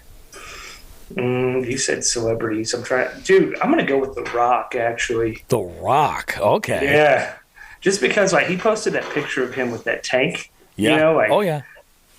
And I don't know, man. The Rock just seems like a cool dude. Oh, definitely, man. And plus, I want to see if it's just like a fluke, like he caught a fish one time, or if he's got it. I've heard that pond he fishes is his own pond. See, that's what I want to find out. Yeah, I think it is. But I mean, I'd like to fish that pond. Mm-hmm. I'm down. As far as people I've met, follower wise, I like that too. I would love to get out to Oklahoma and fish with my boy Alex, Oklahoma's worst angler. Oh, nice. Cool. Dude, you were talking about like the community of it and camaraderie. Like that guy and I like talk more on the phone than me and some of my friends in Tennessee. Like it's kind of crazy. Wild. Yeah, it's nuts. Yeah. And it's like literally without the connection of fishing, I wouldn't even know who that guy was. Yeah. You know, like oh man, it is absolutely bananas, the community and like just the outright, like it is so unbelievable. We did our 100th episode as a live show to see if we could do it because we made arrangements to do one at a local sportsman show and we're like, we better practice. So it happened to work out so good, and we're raising money for a local environmental charity, which is amazing. And I mean, going into it, I think going into it, we might have sold like 40 tickets. Yeah. And we had like 3 times that amount of people in the room. Dude, and that's awesome. It was unbelievable. Could not have asked for a better turnout. Congrats on the 100 episode thing too, man. That's awesome. That was cool. Thank you, man. It was really amazing. It was a lot of work. I slept like a rock the next day. Oh, dude, it was I bet. It was wild, but man, unreal. It was one of my trivia venues too that was gracious enough to allow us to use their banquet facility. And they were amazing, and they were just like, holy crap. Like, we thought you were going to have like maybe a dozen people in here wearing like Carhartt and flannel or whatever. Dude, like, that's got to be a good feeling, you know? It was the greatest. I mean, unbelievable. The entire, like, the Hooks at Hoodlums, like, pro staff, everybody that showed. Yeah. We had people from as far away as Maryland. We had Lockwood Fishing there. Dude, those hook set guys, they stick together, man. Like, yeah, I'm telling you, man. It's awesome. Like, it's the real deal. It really, really is. We're planning this August. We're planning Hoodlum Fest, which is a little tournament, a little content creation. It's gonna dude, this is going to turn into like the ICP Juggalo thing before you know it. You know, it's kind of funny is we had thrown around the idea of calling our listeners gigolos, and instead of jig heads. Oh, that is amazing. And then we wanted to make our live events gathering of the gigolos. There's so many red flags. I love it. There really are, man. It's crazy because I've seen a couple like gigolos in real life. Not at like shows, at like in real, like at the gas station. Dude, they are like full regalia, their core identity, dude. Like I'm just like, and it's I'm floored. I'm blown away. I'm like, really. It's one of those things like you hear about it, but you don't believe it until you actually see one. Exactly. You know? And then you meet Wild Bill Fishing and it all comes full circle. I love it, dude. This is great. Random question, okay? And I feel like you're in like the hot spot for this. Best chicken joint. And oh, yes, dude, I love it. When I say chicken joint, I'm talking it's got to have a drive-through or be sold from a gas station. Oh, okay. So my mind went to like hot chicken, like Nashville hot chicken. God, that's what I'm talking about. Like Hattie B's? Dude, I was going to say Hattie B's. I love it. Here's the thing. Like a lot of Nashville local people. Yep. Which this is what Nashville people do. You know, like it's cool to not like something other people like. Sounds like Northampton. Yep. Yeah, they'll find something about it that they don't like. Oh, for sure. It's bullcrap. Hattie B's is amazing. Yeah. Everybody I've ever met from around Nashville has said the same thing. Like, if you're in town, go to Hattie B's. You will not be disappointed. Dude, here's the thing, though. Like, yep. It's at the point now where like Nashville hot chicken is so common. Oh my God, it's everywhere. You can get close without even being good at making it. Oh, you know? Yeah. The thing that sets Hattie B's aside is all of their sides are amazing too. You need that. Like that will separate you from the rest of the pack. Dude, and they've got that trick where like they put the hot chicken on a piece of bread, right? Oh yeah. And you kind of forget it's even there, and then you finish your chicken and you eat the bread that's got the seasoning on it, and it's oh my God. Yeah. Sign me up. Dude, yeah. Dad. Okay, so gas station chicken. Okay, so I don't know how many people have actually even been here. Mm-hmm. There were just a lot of college nights where it sounded good, and it was. It's actually in Murfreesboro, Tennessee. Okay. But it's just called Dodge's Chicken. right? Really? Okay. That sounds awesome. It's also a gas station, like, oddly. Oh, yeah. So, like, the thing is, the fried chicken, it doesn't matter what time you go in there. Yep. There's a fresh batch there. Like, I don't know how they do it. It's amazing. But once again, with the sides, dude, they've got these, like, I guess technically it would be a potato log. It's just like a giant potato wedge. Oh, okay. Wow. But, dude, they call theirs a JoJo, right? All right. And, dude, like, I'm telling you, late night, you get a chicken tender and put it on the JoJo and take the bite together, done. Yeah, hands down.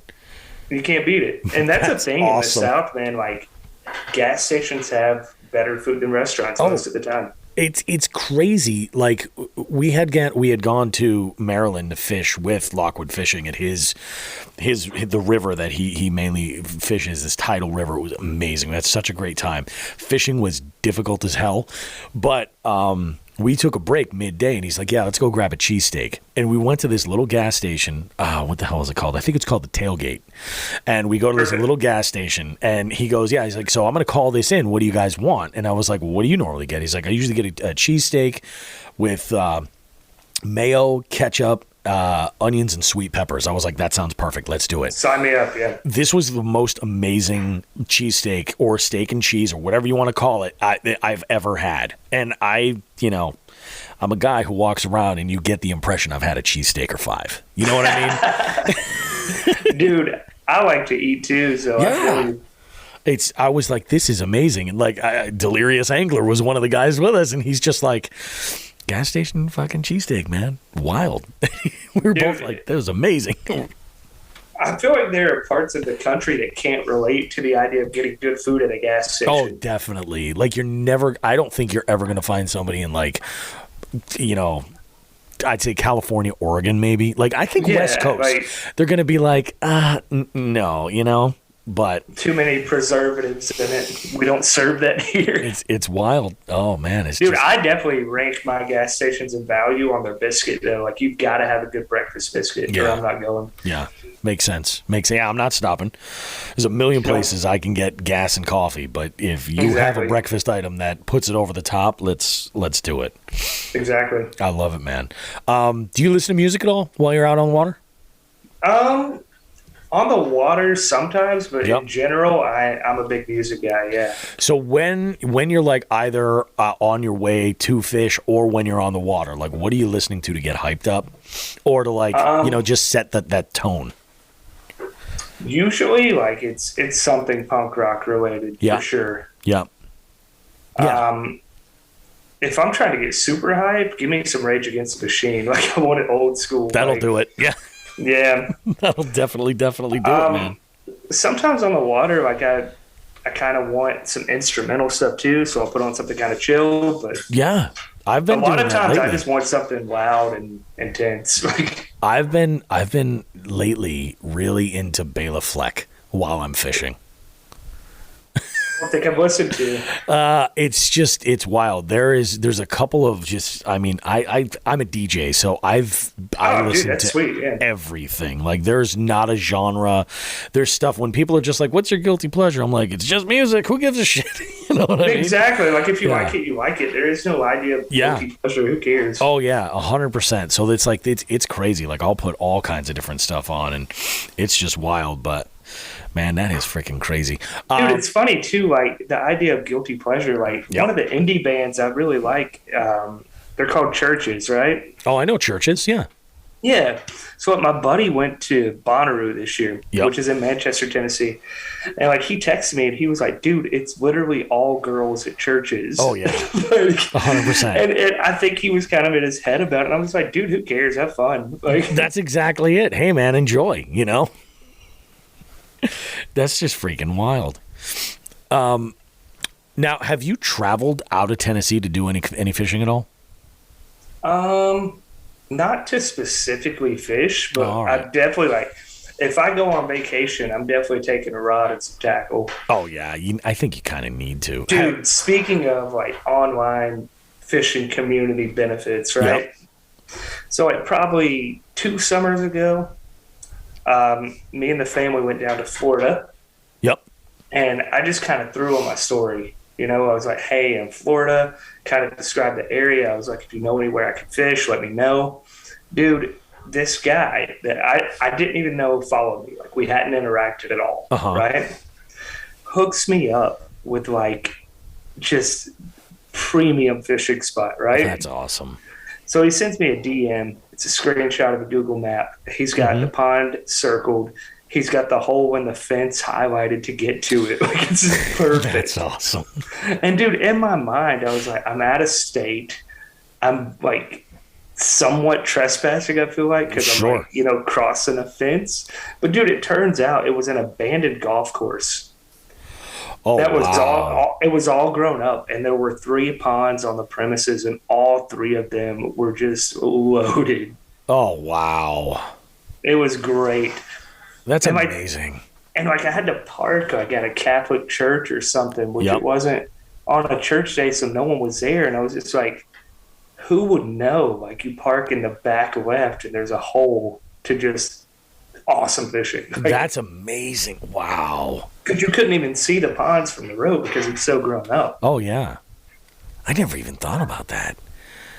Yeah, you're absolutely right, because it's true. Like, it's the weirdest community. I remember the first episode of the show, I was just like, there's generally 2 types of anglers. There's people who are just like, once they find out that you fish, they share all their knowledge, everything. They just want to, it's all about that connection community. And then there is a little wedge where they're just like, oh, you fish? Great. And they don't say anything else, because they're like, see, I don't get that second group, man. Yeah, neither do I. Because honestly, unless I am fishing competitively and you're competing against me on that day, I'll tell you anything I know. I don't care. Yeah, absolutely. Like, you know, I understand the concern. You know, they're just like, yeah, I don't want to see these spots get trashed or whatever. But at the same time, I feel like, I mean, it's like the ultimate gatekeeping. Yeah, you know? It really is. Although, you know, it's gotten much easier, and also at the same time a little bit more sketchy with apps like, you know, FishBrain and stuff. Because I've used that before. When I'm in a spot, I'll be like, where can I fish? And I'm always thinking, I'm like, all right, I know. Like, I'll give you a perfect example. There is a local reservoir in my city that fishing is not allowed. In fact, I've gone by and I've seen environmental police with like a car with all kinds of fishing gear and like kids waiting for whatever, you know, just young kids going in being stupid during the day. I know that this place gets fished. I know it gets fished. I know people who fish there, but you're not supposed to fish there. And if I look on FishBrain right now, I will see catches from all over the place. Yeah. And I'm like, you're putting this on the internet, man, for real? That's just not smart. Like, yeah, it's really not. And that's the one thing I do wish that, like, you know, some of the apps would do was just indicate that, like, oh, hey, this area is protected for it. There's an off-roading app that does something like that. Dude, that's also where, like, I get a little weird too. Yep. Because, like, there's definitely like a little sect of content creators. Oh, for sure. That just like think it's funny or cool to like post stuff of them going by no trespassing signs, climbing fences, blah blah blah. And I'm just like, that's just not how I was taught to do it. No, you know? Exactly. That's the whole thing. Like, you respect the water, you respect the property. Yeah, like I can remember like one of my core connections to fishing. Like, there was a lady that lived 3 houses down from my parents that had a pond, and like I wanted to fish it. And, like, my dad told me, he's like, you need to go talk to her. Like, I had a conversation with her. She was cool with it, and it was great. But like, I would have never just had the audacity to cross her fence and fish it otherwise. Yeah, you know? absolutely. And I do. I think you're right. I think that a lot of that comes from like how you're raised and all that stuff. Like, you meet some people and you're just like, holy shit, they just don't even think about boundaries and what you're allowed to do or anything like that. There's also like the pressure of posting stuff that's going to get interaction. Yes. People want to see like people doing dumb things for compared to terms. Like, you know what? You're right. And it's like, I feel like in the content creator world, like those videos that are just like such and such, and you know in the title, and they're like, cops called. You know, they do it as clickbait. Yeah. I mean, you know, and I understand. Like, I worked almost 20 years in the news business. If anybody knows anything about clickbait, it's me. You know, and it's like, this is not something new. This is a tactic. But it's also at the same time, it's like, yeah, those are the videos that get the views or the engagement. And then like the downside of that, and this is the old man in me, is like somewhere like a kid's watching that, you know, and they're gonna think, oh, I don't have to. If it says no fishing, I can still just go and nothing's going to happen. Yeah, I have. And that's the other thing, too. Like, I can remember having a conversation with a certain with somebody about, rather, a certain group of fishing content creators that are ridiculously huge, like unbelievably, they're the cornerstone. And I was like, I love what they do. However, I don't think they realize the impact they have on really young kids. I think I know who you're talking about. I think and everybody else will too. Yeah, exactly. And like, the thing is, and I respect them, like I really do. But there's a couple of those dudes that I think are just like, hey, maybe we shouldn't blow up this car. Yeah, and like that's the you thing. know what I mean? It's like the core group that started that whole thing. Like, I feel like their heads and hearts were in the right spot. Especially at the time. And I just feel like kind of the second gen of it, more or less, is kind of a little misguided. Yeah, I agree. There's a little bit more chasing going, and it's I understand. Like everybody, we're creating content. I totally get it. I'm not being critical at all about anybody who's going after and doing their thing. It's just like that. They do have an impact, and I remember in 2020, it was right after I started the show, and I was out fishing. I was out like every single day, and there's a local college campus that I love to fish at, Bankfish, and I go over, and I just had a great day. I think it was actually the first jerkbait fish I ever caught. Dude, I'm a fan of the jerkbait, man. Yeah, absolutely. And I was killing them on the Ned. It was great. And I'm walking along, and there's a trail that goes around this one pond, and there's a woman walking. She's got her son with her, and I come by, and she goes, "Oh, he wants to know if you caught anything." I was like, "Oh yeah, here." I showed him a couple of pictures. I was like, "Yeah." He's like, "What did you throw?" And I told him. And he was like, "Was it this or was it this? Was it this color?" And he knew it all. And I was like, "Oh wow!" I'm like, "That's what I'm saying." Man. Their like, audience is yeah. even that young. You know, it's crazy, and it's like, I get it, you know, but like I wouldn't, you know, I mean, I'm a parent. I wouldn't let my kids know how much of an idiot I was in my early 20s. Dude, sure. Dude, I'm glad that technology wasn't where it is now in my early 20s. Oh my God. Like, it would be frightening. It would be, like, it'd be just like blackmail in a click. Exactly. Like, I mean, they're killing it. I love what they're doing. I really do.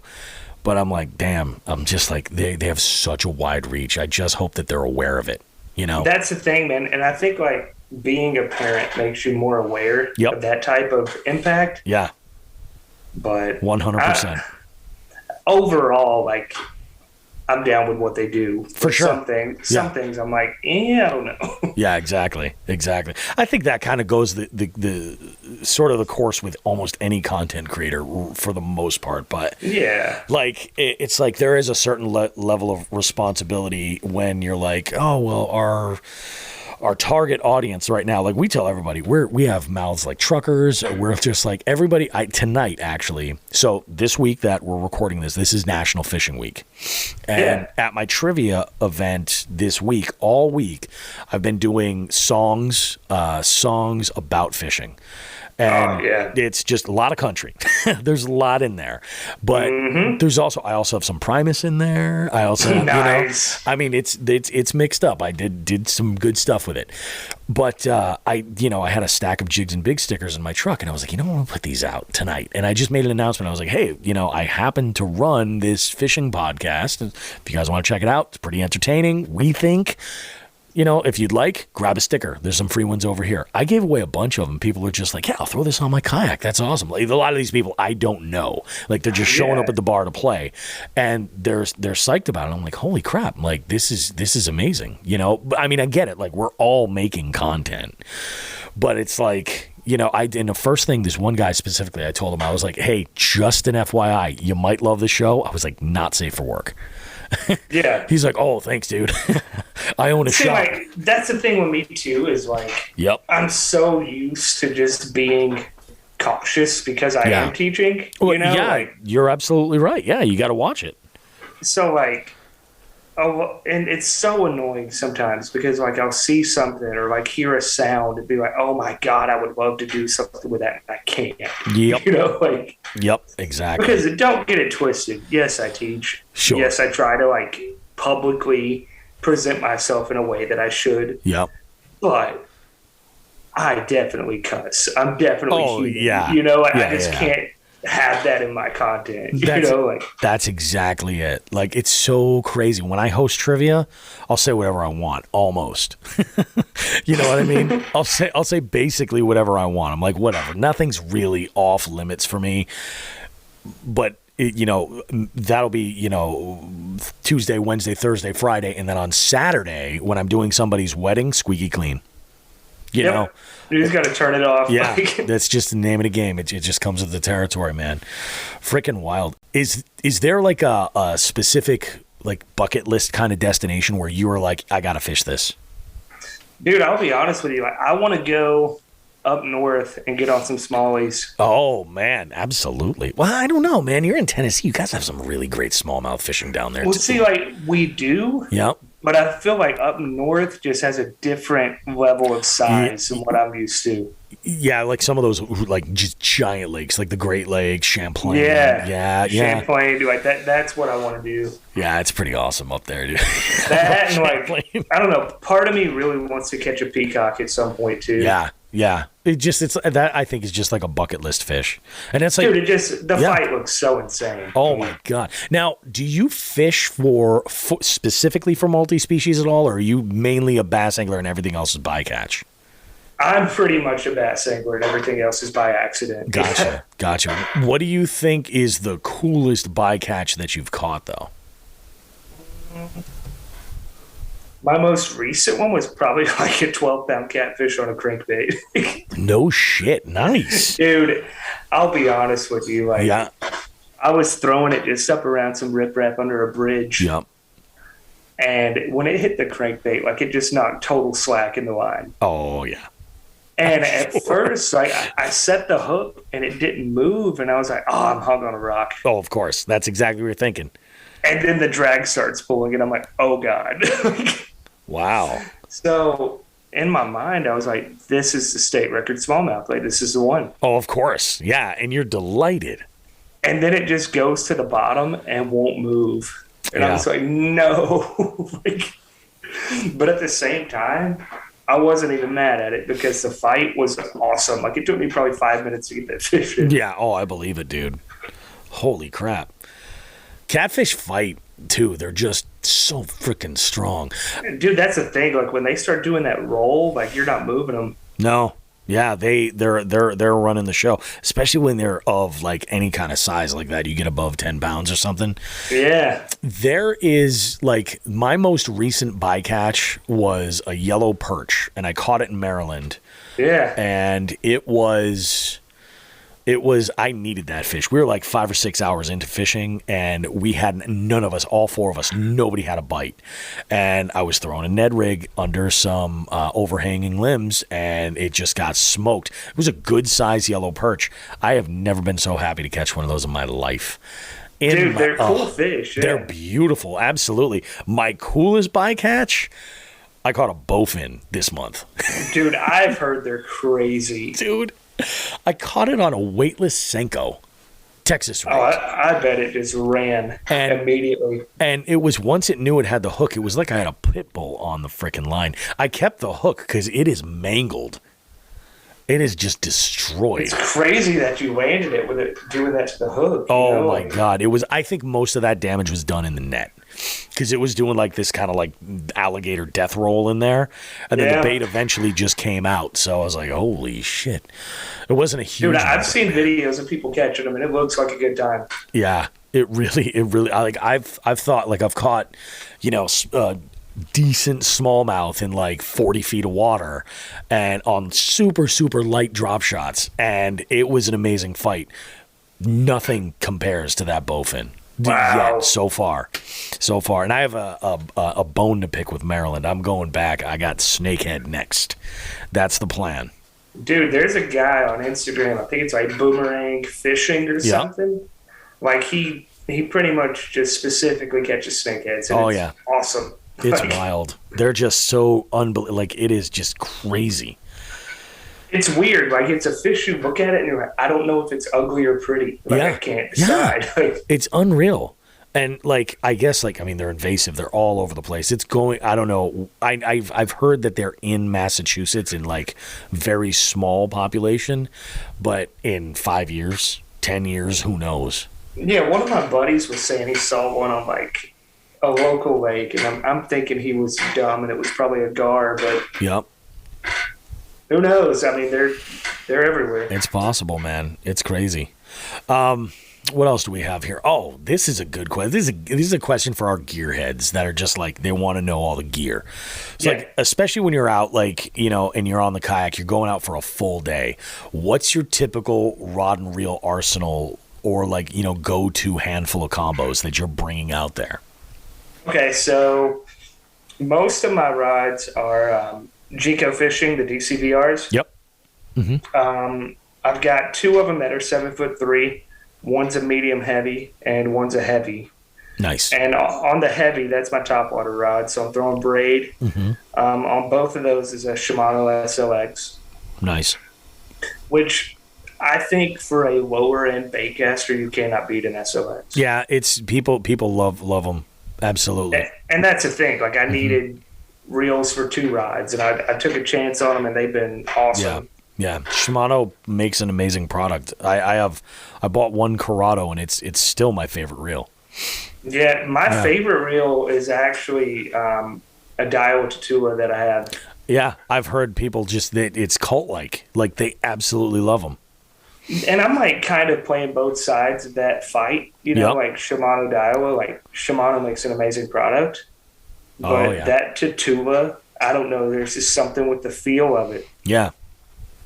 And I've got that on my cranking rod, which is a 7.5 Jinko Gambler.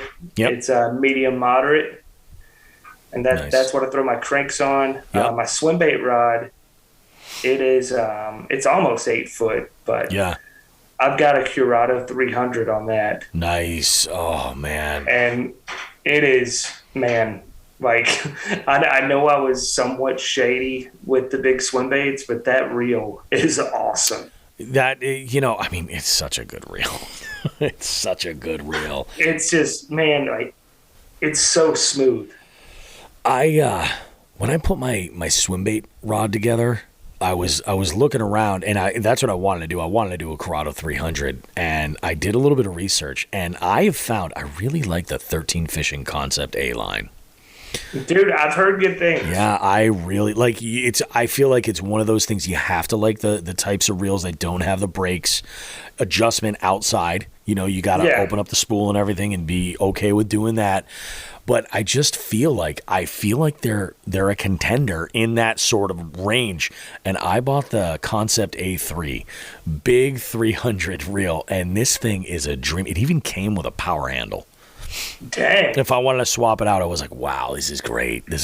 And I love, like, half the reason why I'm throwing those big swim baits is I'm just like, I love this setup. Like, it is so unbelievably nice. Like, the big wakes and, like, it's wild. That's probably why I still throw the glides around like I do, just because I want to use that Curado. Yeah, I mean, it's like, it's a treat, you know? It's wild. My spinning setup is not a Jinko rod. It's a Duckett Silverado. Mm-hmm. And it's got a Fluger Presidente on it, which that's a classic. I love it, man. Yeah. That combo is just like, it hasn't let me down at all. Nice. And that one was actually a gift from a couple of the kids I taught last year. Blew my mind. That's awesome, man. Wow. Like, last year, hands down, was like the hardest year of teaching in my life. Oh, I believe it. 100%. I didn't understand it. Like, the kids were just on a level that I had never seen. Just out of control. Yep. Like, behavior-wise, just performance-wise, respect-wise, just, oh my God, headache, right? And then I was thinking about it. Like, I was teaching freshmen, and the kids I had last year hadn't had a normal year of school since, like, 6th grade. It's unbelievable. You know? So I can see where they're coming from. Oh, you know? Yeah. But just the fact that by the end of the year, like 3 boys chipped together and bought me a rod, like, I don't know, it hit me in the feels, man. Oh, no, definitely, man. When people go the extra mile like that, and you're just like, and you're the level of surprise and everything, it's overwhelming. It's crazy. Oh, yeah, dude. Yeah. They had it, like, waiting for me at my desk on the last day of school, you know? Like, that's awesome, man. Especially on, like, a year you look back and you're like, yep. What a complete hot mess. Oh, yeah. Like, definitely. It's just for something to show you, hey, it wasn't as bad as you thought it was. You know? Like, oh, for sure. Yeah, 100%. So this question here is probably Sean the Fisherman's favorite question. Okay. So Sean and I are just hightailing it to Tennessee, and we're coming to pick you up. We got the white Jigs and Bigs van. We're cranking Metallica at full blast, and we're on our way. We pick you up, and we're going to fish an unknown body of water with totally unknown conditions. We're going to hand you the Jigs and Bigs corporate card, and you go to your favorite tackle store, and you can use all your tackle, all of your lures, all that stuff, but you have to build a combo. One combo to fish the entire day, and you don't know the conditions. You don't even know what we're fishing. Go ahead and build it. Rod, reel, and line. Okay, if I'm going rod. Yep. Without being brand specific, you can be probably going. Oh, all right. I was gonna say you can totally be brand specific if you want. Okay.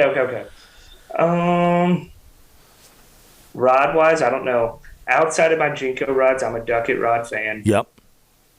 I'm probably going like a Duckett 7273, medium heavy, something a little flexible. Yep.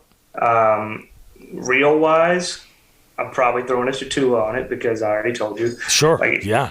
I am a fan. Yep. What gear ratio are you looking for on that reel?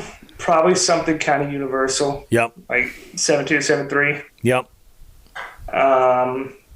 Unknown body of water. I said it earlier. I don't care what time of year it is. I'm having jigs, so I'm buying a crap load of jigs. Yep. Bunch of different weights, bunch of different colors, different trailers. Probably some type of search bait, some crankbait, stuff like that. Yep. Some Texas rig gear, some Ned rigs, and then we're rolling. I love it. What are you throwing on there for line? Man, I'm so wishy-washy with line. Yeah. Just to be honest with you, I haven't found a line that I love. Yeah, I hear you. I'm kind of like, I don't really hate anything. I haven't had really bad experiences with line.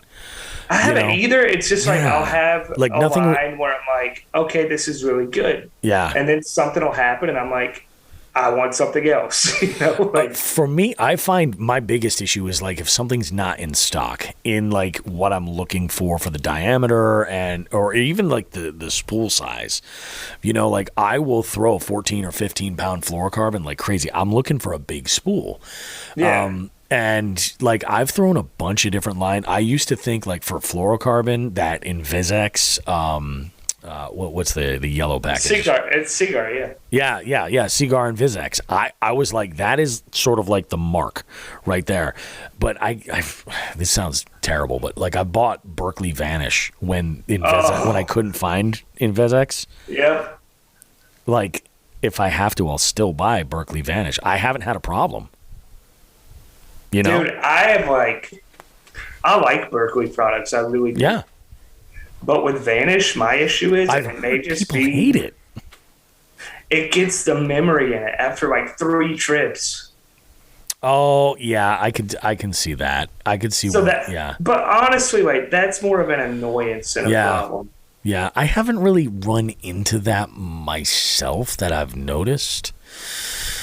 But although I'm throwing like really heavy, like I use their 20 because it's cheap. I bought a spool. Dude, it's so cheap. Yeah, it's so cheap. I had to buy a spool, like a big spool, and I was like, oh, all right, cool. So I'm just going to buy this. It was the best deal. And I used that on a couple of my reels, and I'm like, yeah, I'm down with it, I can definitely see like on the 12 a little bit more of that memory.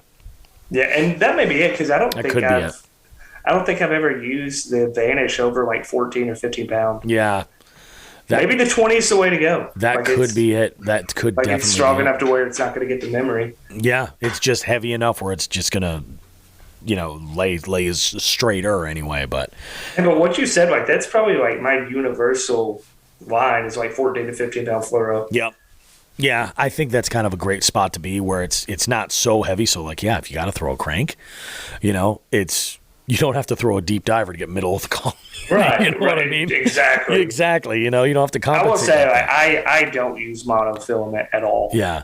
I throw mono for my swim baits, my swim bait rod, because it's a lot of wake baits and stuff. Yeah. And then I have one top water rod that I use mono on, and I use it for poppers and prop style baits and stuff like that. Everything else, though, I've got one top water that's basically pretty universal. If it's got treble hooks, walking baits, and it's short, the rod I pair that up with is really short. So super accurate cast with, poppers or walking baits. And if it's short and it's a walking bait, you're not wearing your arm out to get the action, That too, it helps. I'm not the tallest guy, so it's a 7-foot rod. This is a 6'10". I think it's ideal. Oh, dude, I love that size. Yeah. Yeah, and I change out that reel, and I'll use that same rod for my jerk baits. That's perfect. Yeah, I do. I just swap it out. I'm I'll keep a separate reel. I should use a universal line of reels and just buy spools that just switch out. As I need them. That would be the right way to do it, but... Yeah, but usually we don't do it that way. Yeah. You know how it is. Dude, my thing with, the Seaguar and Vizex and all of that, which I have the Abrazex on my swim bait reel. Oh, yeah. Which it's great. I haven't had an issue. Yep. But, I think the point I hit was, it's a little bit extra money-wise. Yeah. And I was just kind of why? You know what I mean? Yeah. But the line that I'm using right now that I actually really like, it's on my jig rod. It's a Sunline Sniper. I've heard good things. Some people love Sunline. Dude, just off the top of my head, recent buys, that one has been great. Really? That's good to know, man. That, and I really like the P-Line Tactical, too. Yeah, P-Line's another one that people just freaking love. I had to replace the braid on my frog rod. And it's worse. And I went to it was on the way to the trip to Maryland. I stopped at Bass Pro, and I was all right, so I usually just throw 50. The cover that we get up here, I don't think we're in New England generally 65 is really warranted. I really, really don't. So 50, I'm totally fine with using, and I've got 50 on mine right now. Yeah, I think 50 will do it. I just want to be able to put more on the spool. And if that's how I am. I want a full spool. Yeah, I definitely take that into consideration. But when I stopped and I forget what the brand was, but it was Bass Pro. I forget exactly what line it was, but I love it. The Bass Pro stuff, I would love to have an inside take of how much of their stuff is actually other brands. I'm sure most of it is. Because I'm not gonna lie, everything I bought that is Bass Pro brand has been good. Yeah, I'm not mad at any of it. I'm really not either. Yeah, and it's usually anywhere from $5 to $10 cheaper than what you would get otherwise. Oh, for sure. Let's talk goals real quick here. Where would you like to see fishing take you in the next 5 years to 10 years, something like that? And you can do these both independently. If you want to talk tournaments and then you want to talk content, I'd actually love to kind of actually hear both. Okay. First of all, I didn't know where this was going to go at all when I started. Yeah. I can remember getting excited at when I got 100 followers on Instagram. Oh, for sure. And then it's just been wild, man. But I would say 5 years from now, I really, and this is 10 years from now too, I want to get the YouTube built up because that's as far as my platforms go, that's my weakest one. Mm-hmm. And I know when I partnered up with Ketchco, at the end of last year. Yep. That was one of the things they were telling me, we want to see your YouTube grow. But, outside of even that, I just know it's a weak point for me. Yep. And I'm the type of person, if I know I'm doing something and it's not where I want it to be, it kind of eats and gnaws at me. Oh, for sure. So like, I would really like to just get more, I don't know, consistency is the biggest one. I'm not the best at uploading. Like some dudes upload like 3 videos a week on there, and I'm just like, how? Yeah, like, it's insane. Just the fishing alone to put all that together. Yeah. So like, that's a platform. Yep. Like over the next little bit, I just want to commit to and actually get consistent and make it something. Mm-hmm. Which I don't know, like with the YouTube thing, like you'll hear different takes on it. Like some people are like, oh, it's too oversaturated. You needed to start like 5 years ago to be successful on there. Yeah, I just don't think it's true. Yeah, I really don't either. I mean, that's like, you know, there's always the ability to go and create something. You're going to find your audience. Exactly. You know, and it's how you work it. As a content creator, I think, like, have you noticed it's, or has this even like weighed in the transition over? Like we've done great with Instagram. Like we have grown unbelievably. That's my strongest platform. Yeah, and I feel like it works very, very well. But as far as like, it's crazy our listener audience of the show. So we're always looking at what's the ratio? What are we bringing over? You know, how many people are actually getting to the show from these platforms? It's really hard to track. Like I haven't found a good way to do it, but like looking at the numbers and what our audience is right now, which is constantly growing, you know, so that's a good thing. But like, yeah, that's awesome. Have you been able to find a way to kind of like connect the dots to figure out like how to funnel that audience that you have on Instagram over to YouTube? I have not found like a very effective way. You know what I mean? Yeah. Like, yeah. If I put a YouTube video out and like, let's say I throw it on a story and put the link, yep. Like you'll look at it and like a crap ton of people viewed it, but like 10 people clicked the link, you know, like. Where do you weigh in? Like this is one thing that when it comes to creating content, my school of thought is that like you focus on what your niche is, like what that is, whatever it might be. Like for us, it's the podcast. Like that's the flagship. Yeah. All of the other stuff is more of a tool that podcast uses. So our goal is to ideally make everything feed the podcast. Like where do you feel like would you say Instagram is kind of like your main focus? Are you looking at transitioning toward YouTube as the not just, I don't mean the main focus, because like you were saying, you want to build that up obviously, but like where would you like to, or where do you feel that your strongest like end game is? Like where would you like to move into? Okay, so like right now currently my strongest is definitely Instagram. Yep. Just because like I feel like my content gets more interaction on Instagram. Oh yeah, it's so easy to interact on Instagram.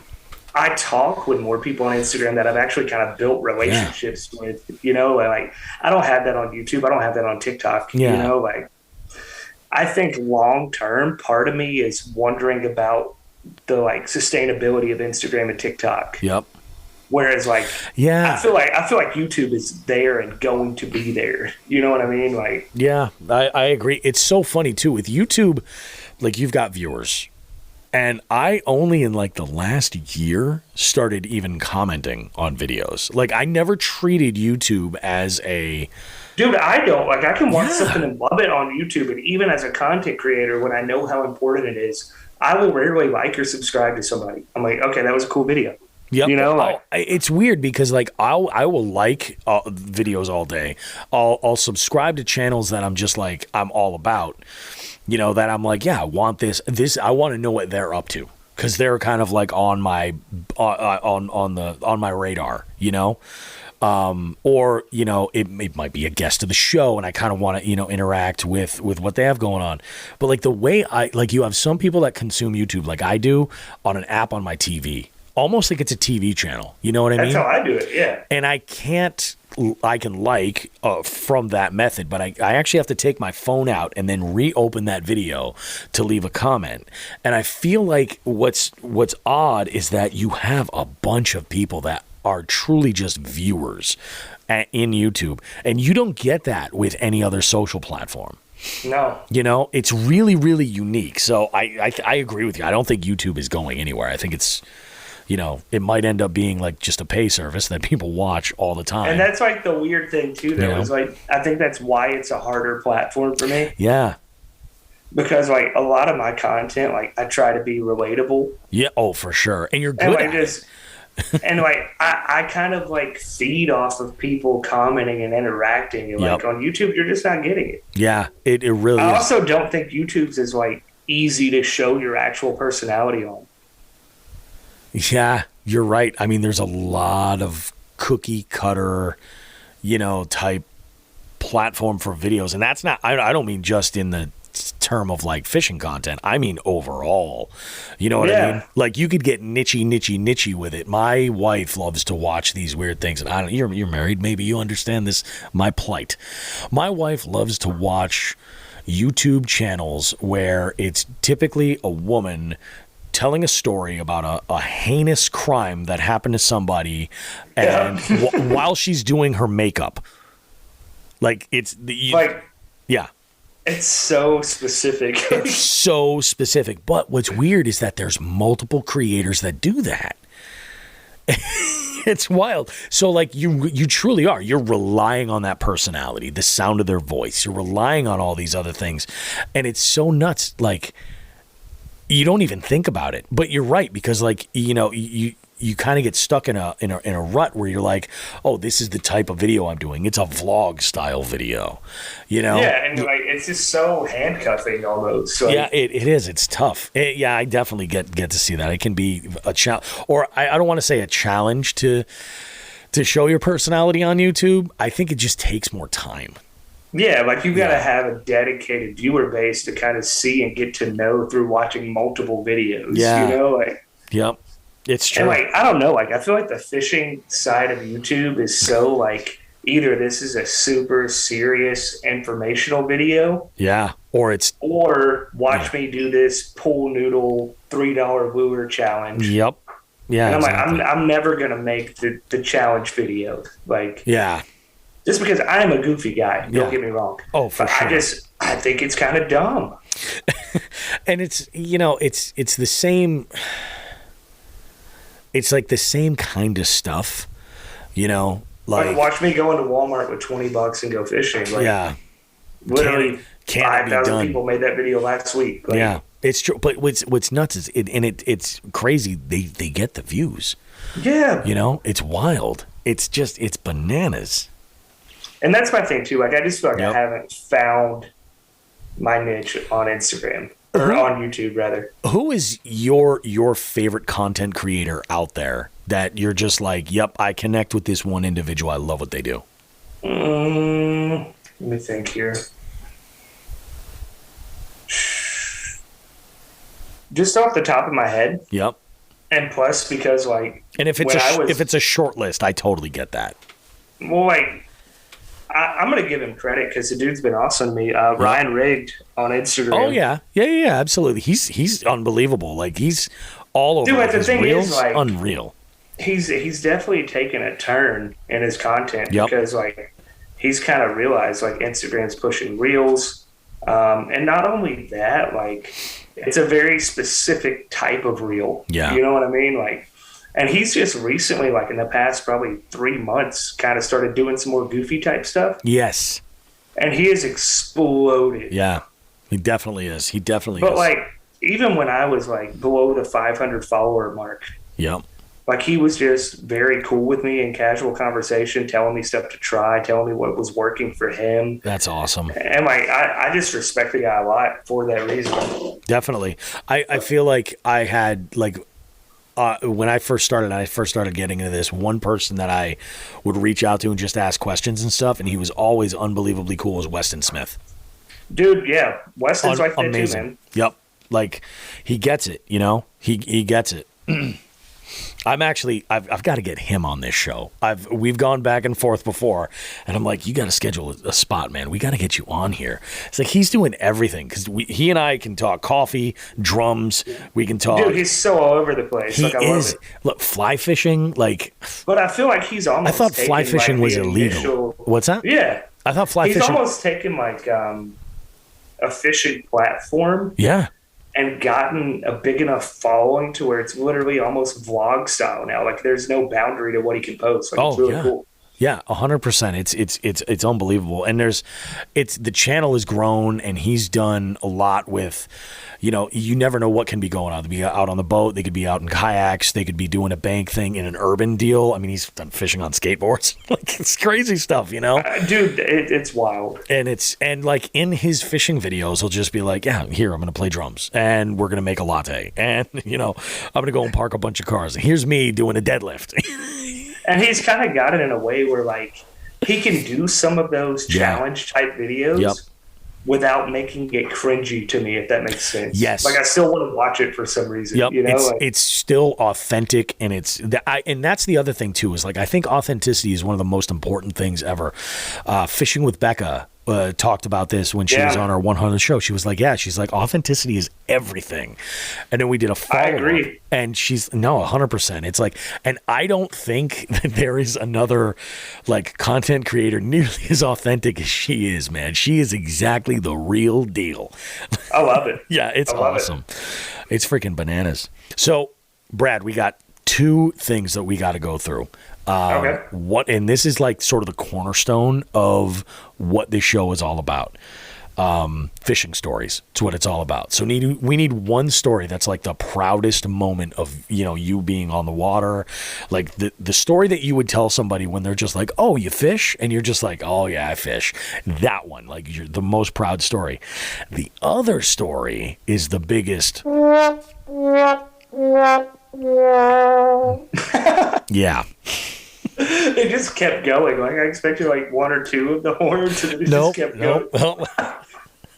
It stings a little bit more when you're like digging up that story. That's why we like that one. Okay, so like my proudest moment, I'm gonna go with two, but I'm gonna make them short. Go for it. Okay, so most recent one was actually this summer. Oh, and, all right. I took my kids to one of my buddy's farm ponds, right? Mm-hmm. And they were fishing, just bobber worm type thing. Yep. And my daughter, she's 4. She'll be 5 in August. That's awesome. But I watched her cast her own line and catch a bass by herself. No, that's awesome, man. And it was amazing. Oh. On the same day, like, my son caught his first fish ever. No kidding. And then, like, all in the same trip, probably, like, out of any fishing trip, just me, buddies, kids, tournament, whatever, will be something I will remember forever. Oh, for sure. Yeah. Because like, I've seen it happen to people, and I've never seen it in person. Yeah. So she's hooked up on a bluegill, right? Yep. And I'm fishing at this point because my son is bored. He's just playing with the worms. Definitely. So I'm not worried. He's 2, so whatever. But like, I know he's not about to jump in the pond. Sure. And my daughter's like super interested, so she's like fishing beside me. So I felt like I had enough leeway to pick up a rod and actually try to catch something. Definitely. It's a bold move. So she's like, I've got one, and I'm watching her reel this bluegill in, and it gets about 2 feet from the bank and just gets blasted by a largemouth. Really? And I'm like, oh my God, because it's pulling drag on her. And I'm like, if she's got this largemouth on, like this little kid pole is about to break. Yeah. You know? Oh my God. So I'm running over there to try to help her. Yep. And he ended up just taking the bluegill clean off the hook. No. And she's devastated, right? Oh, of course. Like she's like, Dad, why did it do that? And I'm like explaining to her, well, babe, like bass eat bluegill. Like you had one, he was hungry. Mm-hmm. So just on a whim, I end up making like 2 casts in the same area and end up catching the bass that ate her bluegill. Really? Like it was the ultimate Happy Gilmore moment of, the gator that ate your hand. Well, I got his head. That's like awesome. So like, just like her excitement, like it was cool. Like the kids were cheering, freaking out. I was all hyped up. Oh yeah. Like that moment is probably like my proud, fun story I would tell someone. Definitely. That's amazing, man. Now, like my tragic one. Yeah. This was actually just a story of the most sketched out I've ever been fishing. Oh, really? These are some of my favorites. So, like, there's a reservoir fairly close to me. Yeah. And it's on an Air Force base, but it's public to fish. Oh, okay. So, like, one of the biggest issues with kayak fishing to me is if you put in at a main ramp on any lake, you can't get to any spot worth fishing. Like, it's just a forever paddle. Oh, well, yeah. Yeah. So what I end up doing is having to find, like, secondary ramps that are sometimes on sketchy roads. And wicked so sketchy. forth. Definitely. Yeah. Yep. So I go to one of these ramps that has never been sketchy to me before, but it's definitely, like, in the country. You know, like, it's not near anything at all. And this lake is also like a waterfowl, like they do stuff to protect them in the winter. I don't know. Yeah, it's like a sanctuary. Yeah, so there are areas of the lake you can't be on at all. Yeah. From like December to January. So I pull up. I'm the only truck back there. Nobody's back there at all. And there's this sign up from the TWRA, and it's telling you which areas of the lake you can be on and which ones you can't. Yep. So I'm like studying that map to make sure I'm good before I waste my time unloading. Oh, definitely. And while I'm doing that, a car pulls up. I don't think anything about it, you know? Yep. And then like almost just like weird movie vibe. Like I look over my shoulder and the guy's right behind me looking at the map with me, right? And he's like, how's it going? I was like, oh, it's good. I'm just making sure like I can fish this area. And he's like pointing out on the map exactly where I am, telling me I'm good. And I'm like, okay, cool, thank you. You know? There you go. I'm hoping it ends there. But oh, it does no. Not. Okay. So it's one of those things, like the whole time I'm unloading, he's talking to me. Yep. And he just kind of stares off behind me. And there's like this old building that's all like broken down, whatnot. It almost looks like an old like locker room changing house thing. Oh my God, dude. Which I know there's like Air Force housing there. Yeah. So in my mind, I'm like, it's probably where families used to swim and change. Sure. You know? Yeah. And he's like telling me, he's like, yeah, I've seen some stuff here that's just kind of weird. I should have left it alone, and I did not. So me being me, I'm like, oh, like what? Sense of adventure.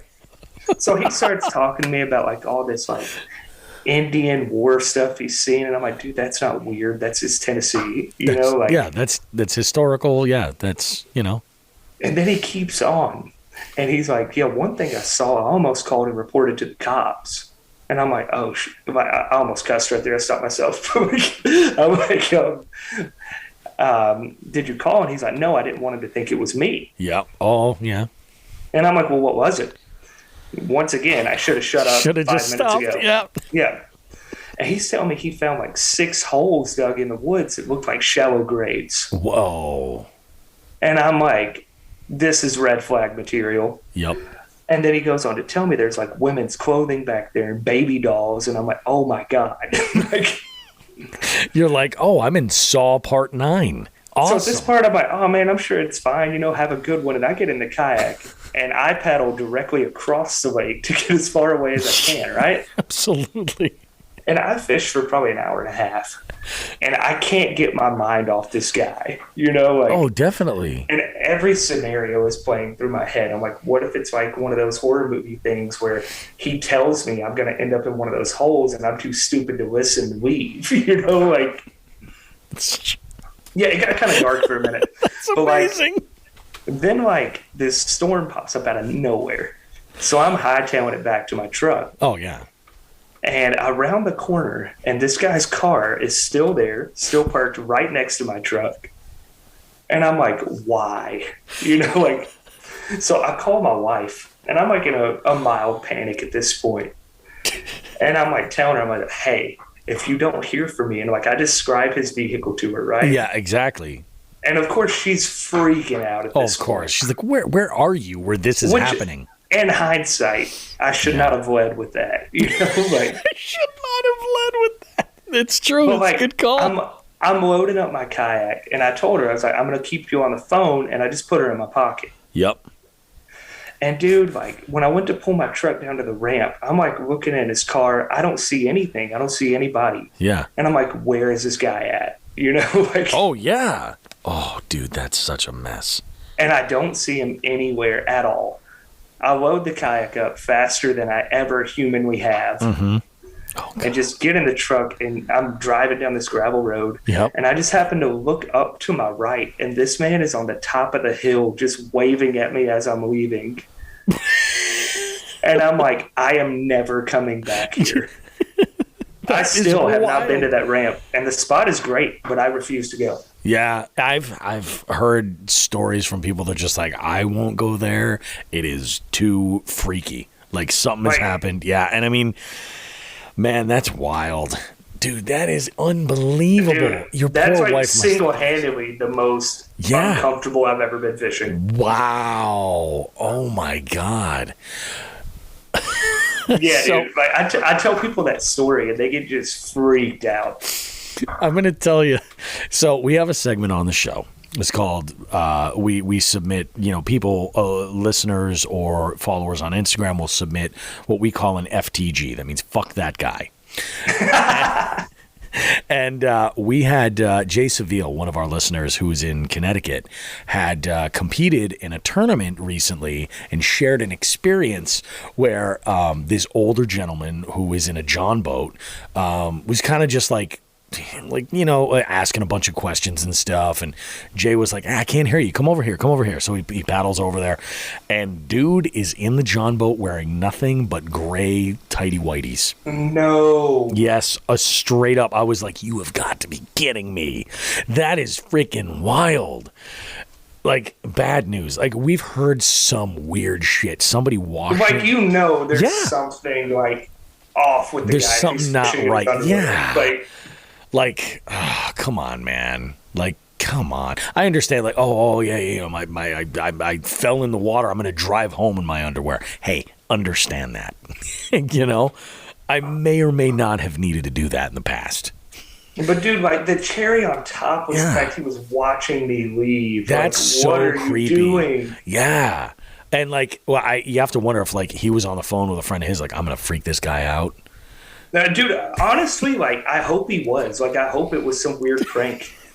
Because if it is, like, great job. Mission accomplished. Absolutely. Like, my goodness. It's just so weird, man.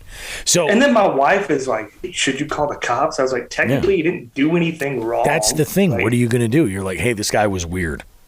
I'm like, okay. Yeah. You got anything else? You're like, okay, so we're looking for a weird guy. Thanks. Dude, that is just freaking wild, man. It was freaking wild. I literally have not launched from that ramp again. I can't even imagine that. So, do you have, like, what is your biggest fishing pet peeve? Like, what would be your FTG? I'm going to say anybody that pulls a tube beside me more than once. Like, I'm just over it in a kayak. Oh, okay. All right. And, like, it's so bad here right now. It's really? Like, after COVID, like, everybody bought a boat. Oh, my God. And they just don't know how to act on them. Yeah. Well, we have a saying for those types of folks up here. We call them lake lice. Yeah.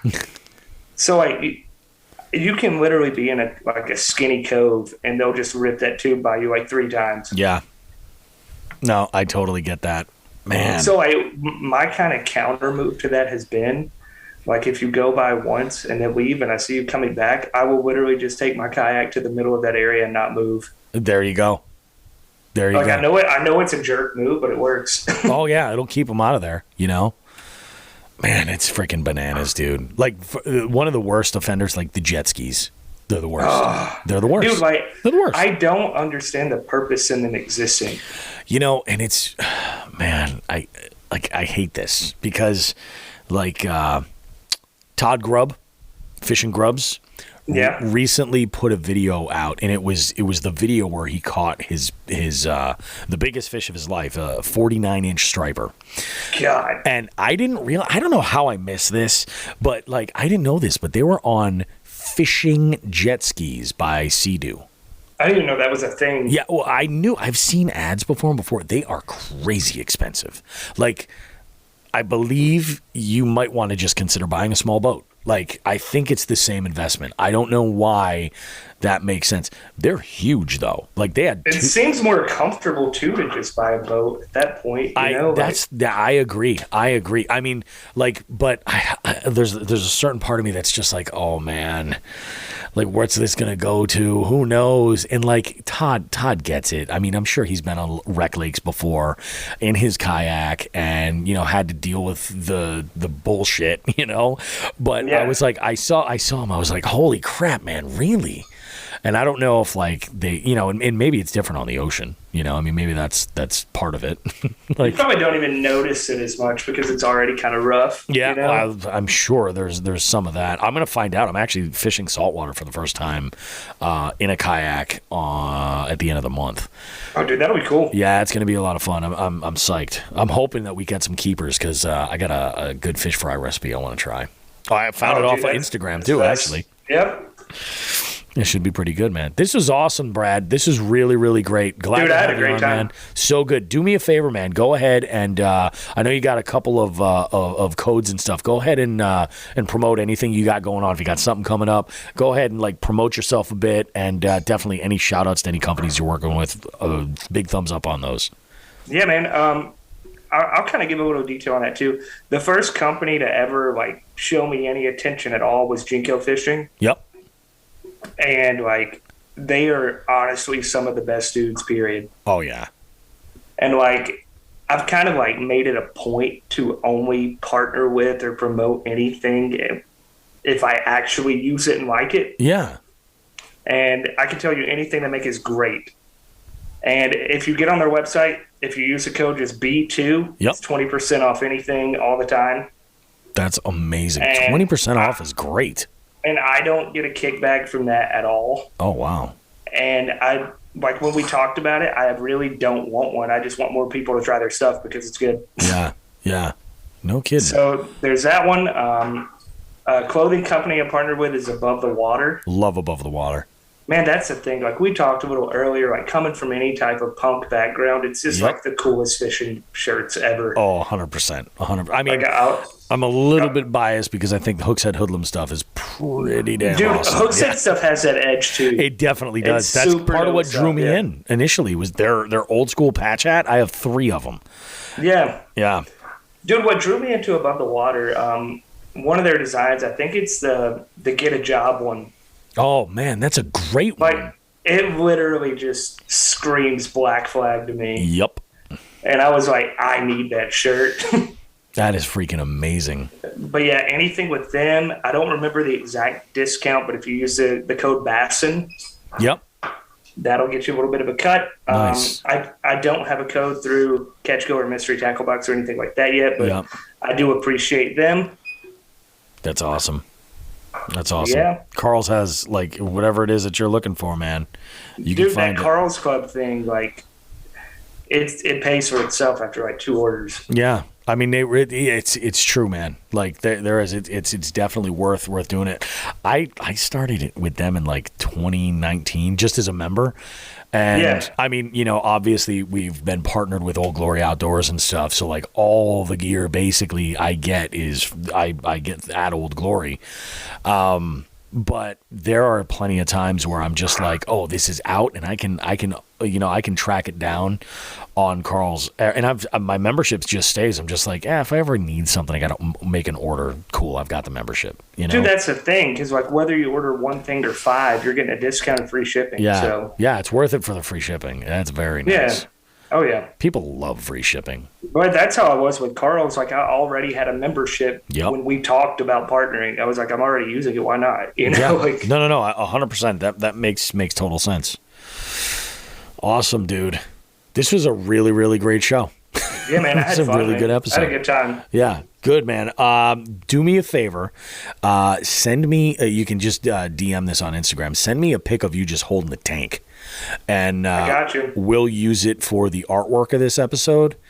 and then I'm going to post a bunch of stuff, and I'm probably going to add you as a collaborator on your episode, so you can just real quick just accept that invite, and then all your following, they'll know that they can listen to it and find it and all that promo. It's nice and easy.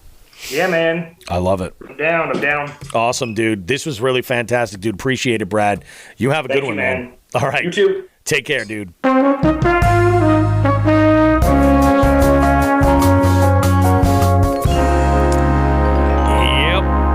We are back in it, guys. Jigs and Bigs. Great interview. I had a great time recording that, and that was one of those 10 p.m. slots. So I was just getting out of trivia, and I had just come home, and I was like, I just made it in the nick of time to start that interview on time. And we talked late. It was good, though. It was well worth it. Oh, my goodness. What a show. What a real roller coaster of emotion. Yeah, let me add more to that. I want to make a correction. I fucked up, shot my mouth off. So it was not Jimmy Houston in 92. It was Roland Martin in 94 that did that in the Connecticut River. And there's a video of it on YouTube. Just type in Connecticut River Bassmaster. The two videos will come up, and enjoy that because it's funny. He has some voice clips. He's like, yeah, I basically fucking broke my boat. Yeah, flying over these rocks. I didn't give a shit. I totally destroyed the lower unit. Yeah. What was your co-angler doing? He was holding on tight, wearing a life vest. It's pretty good. So good. Oh, Roland Martin. I love it. Let's see. I don't think we really have anything else that we need to cover here. I think we are looking pretty good. Jig heads. I know there's a couple of you guys out there. I think we still got Loaded Potato and Jay. I don't know if we lost. We might have lost Ellie. We might have lost Elise.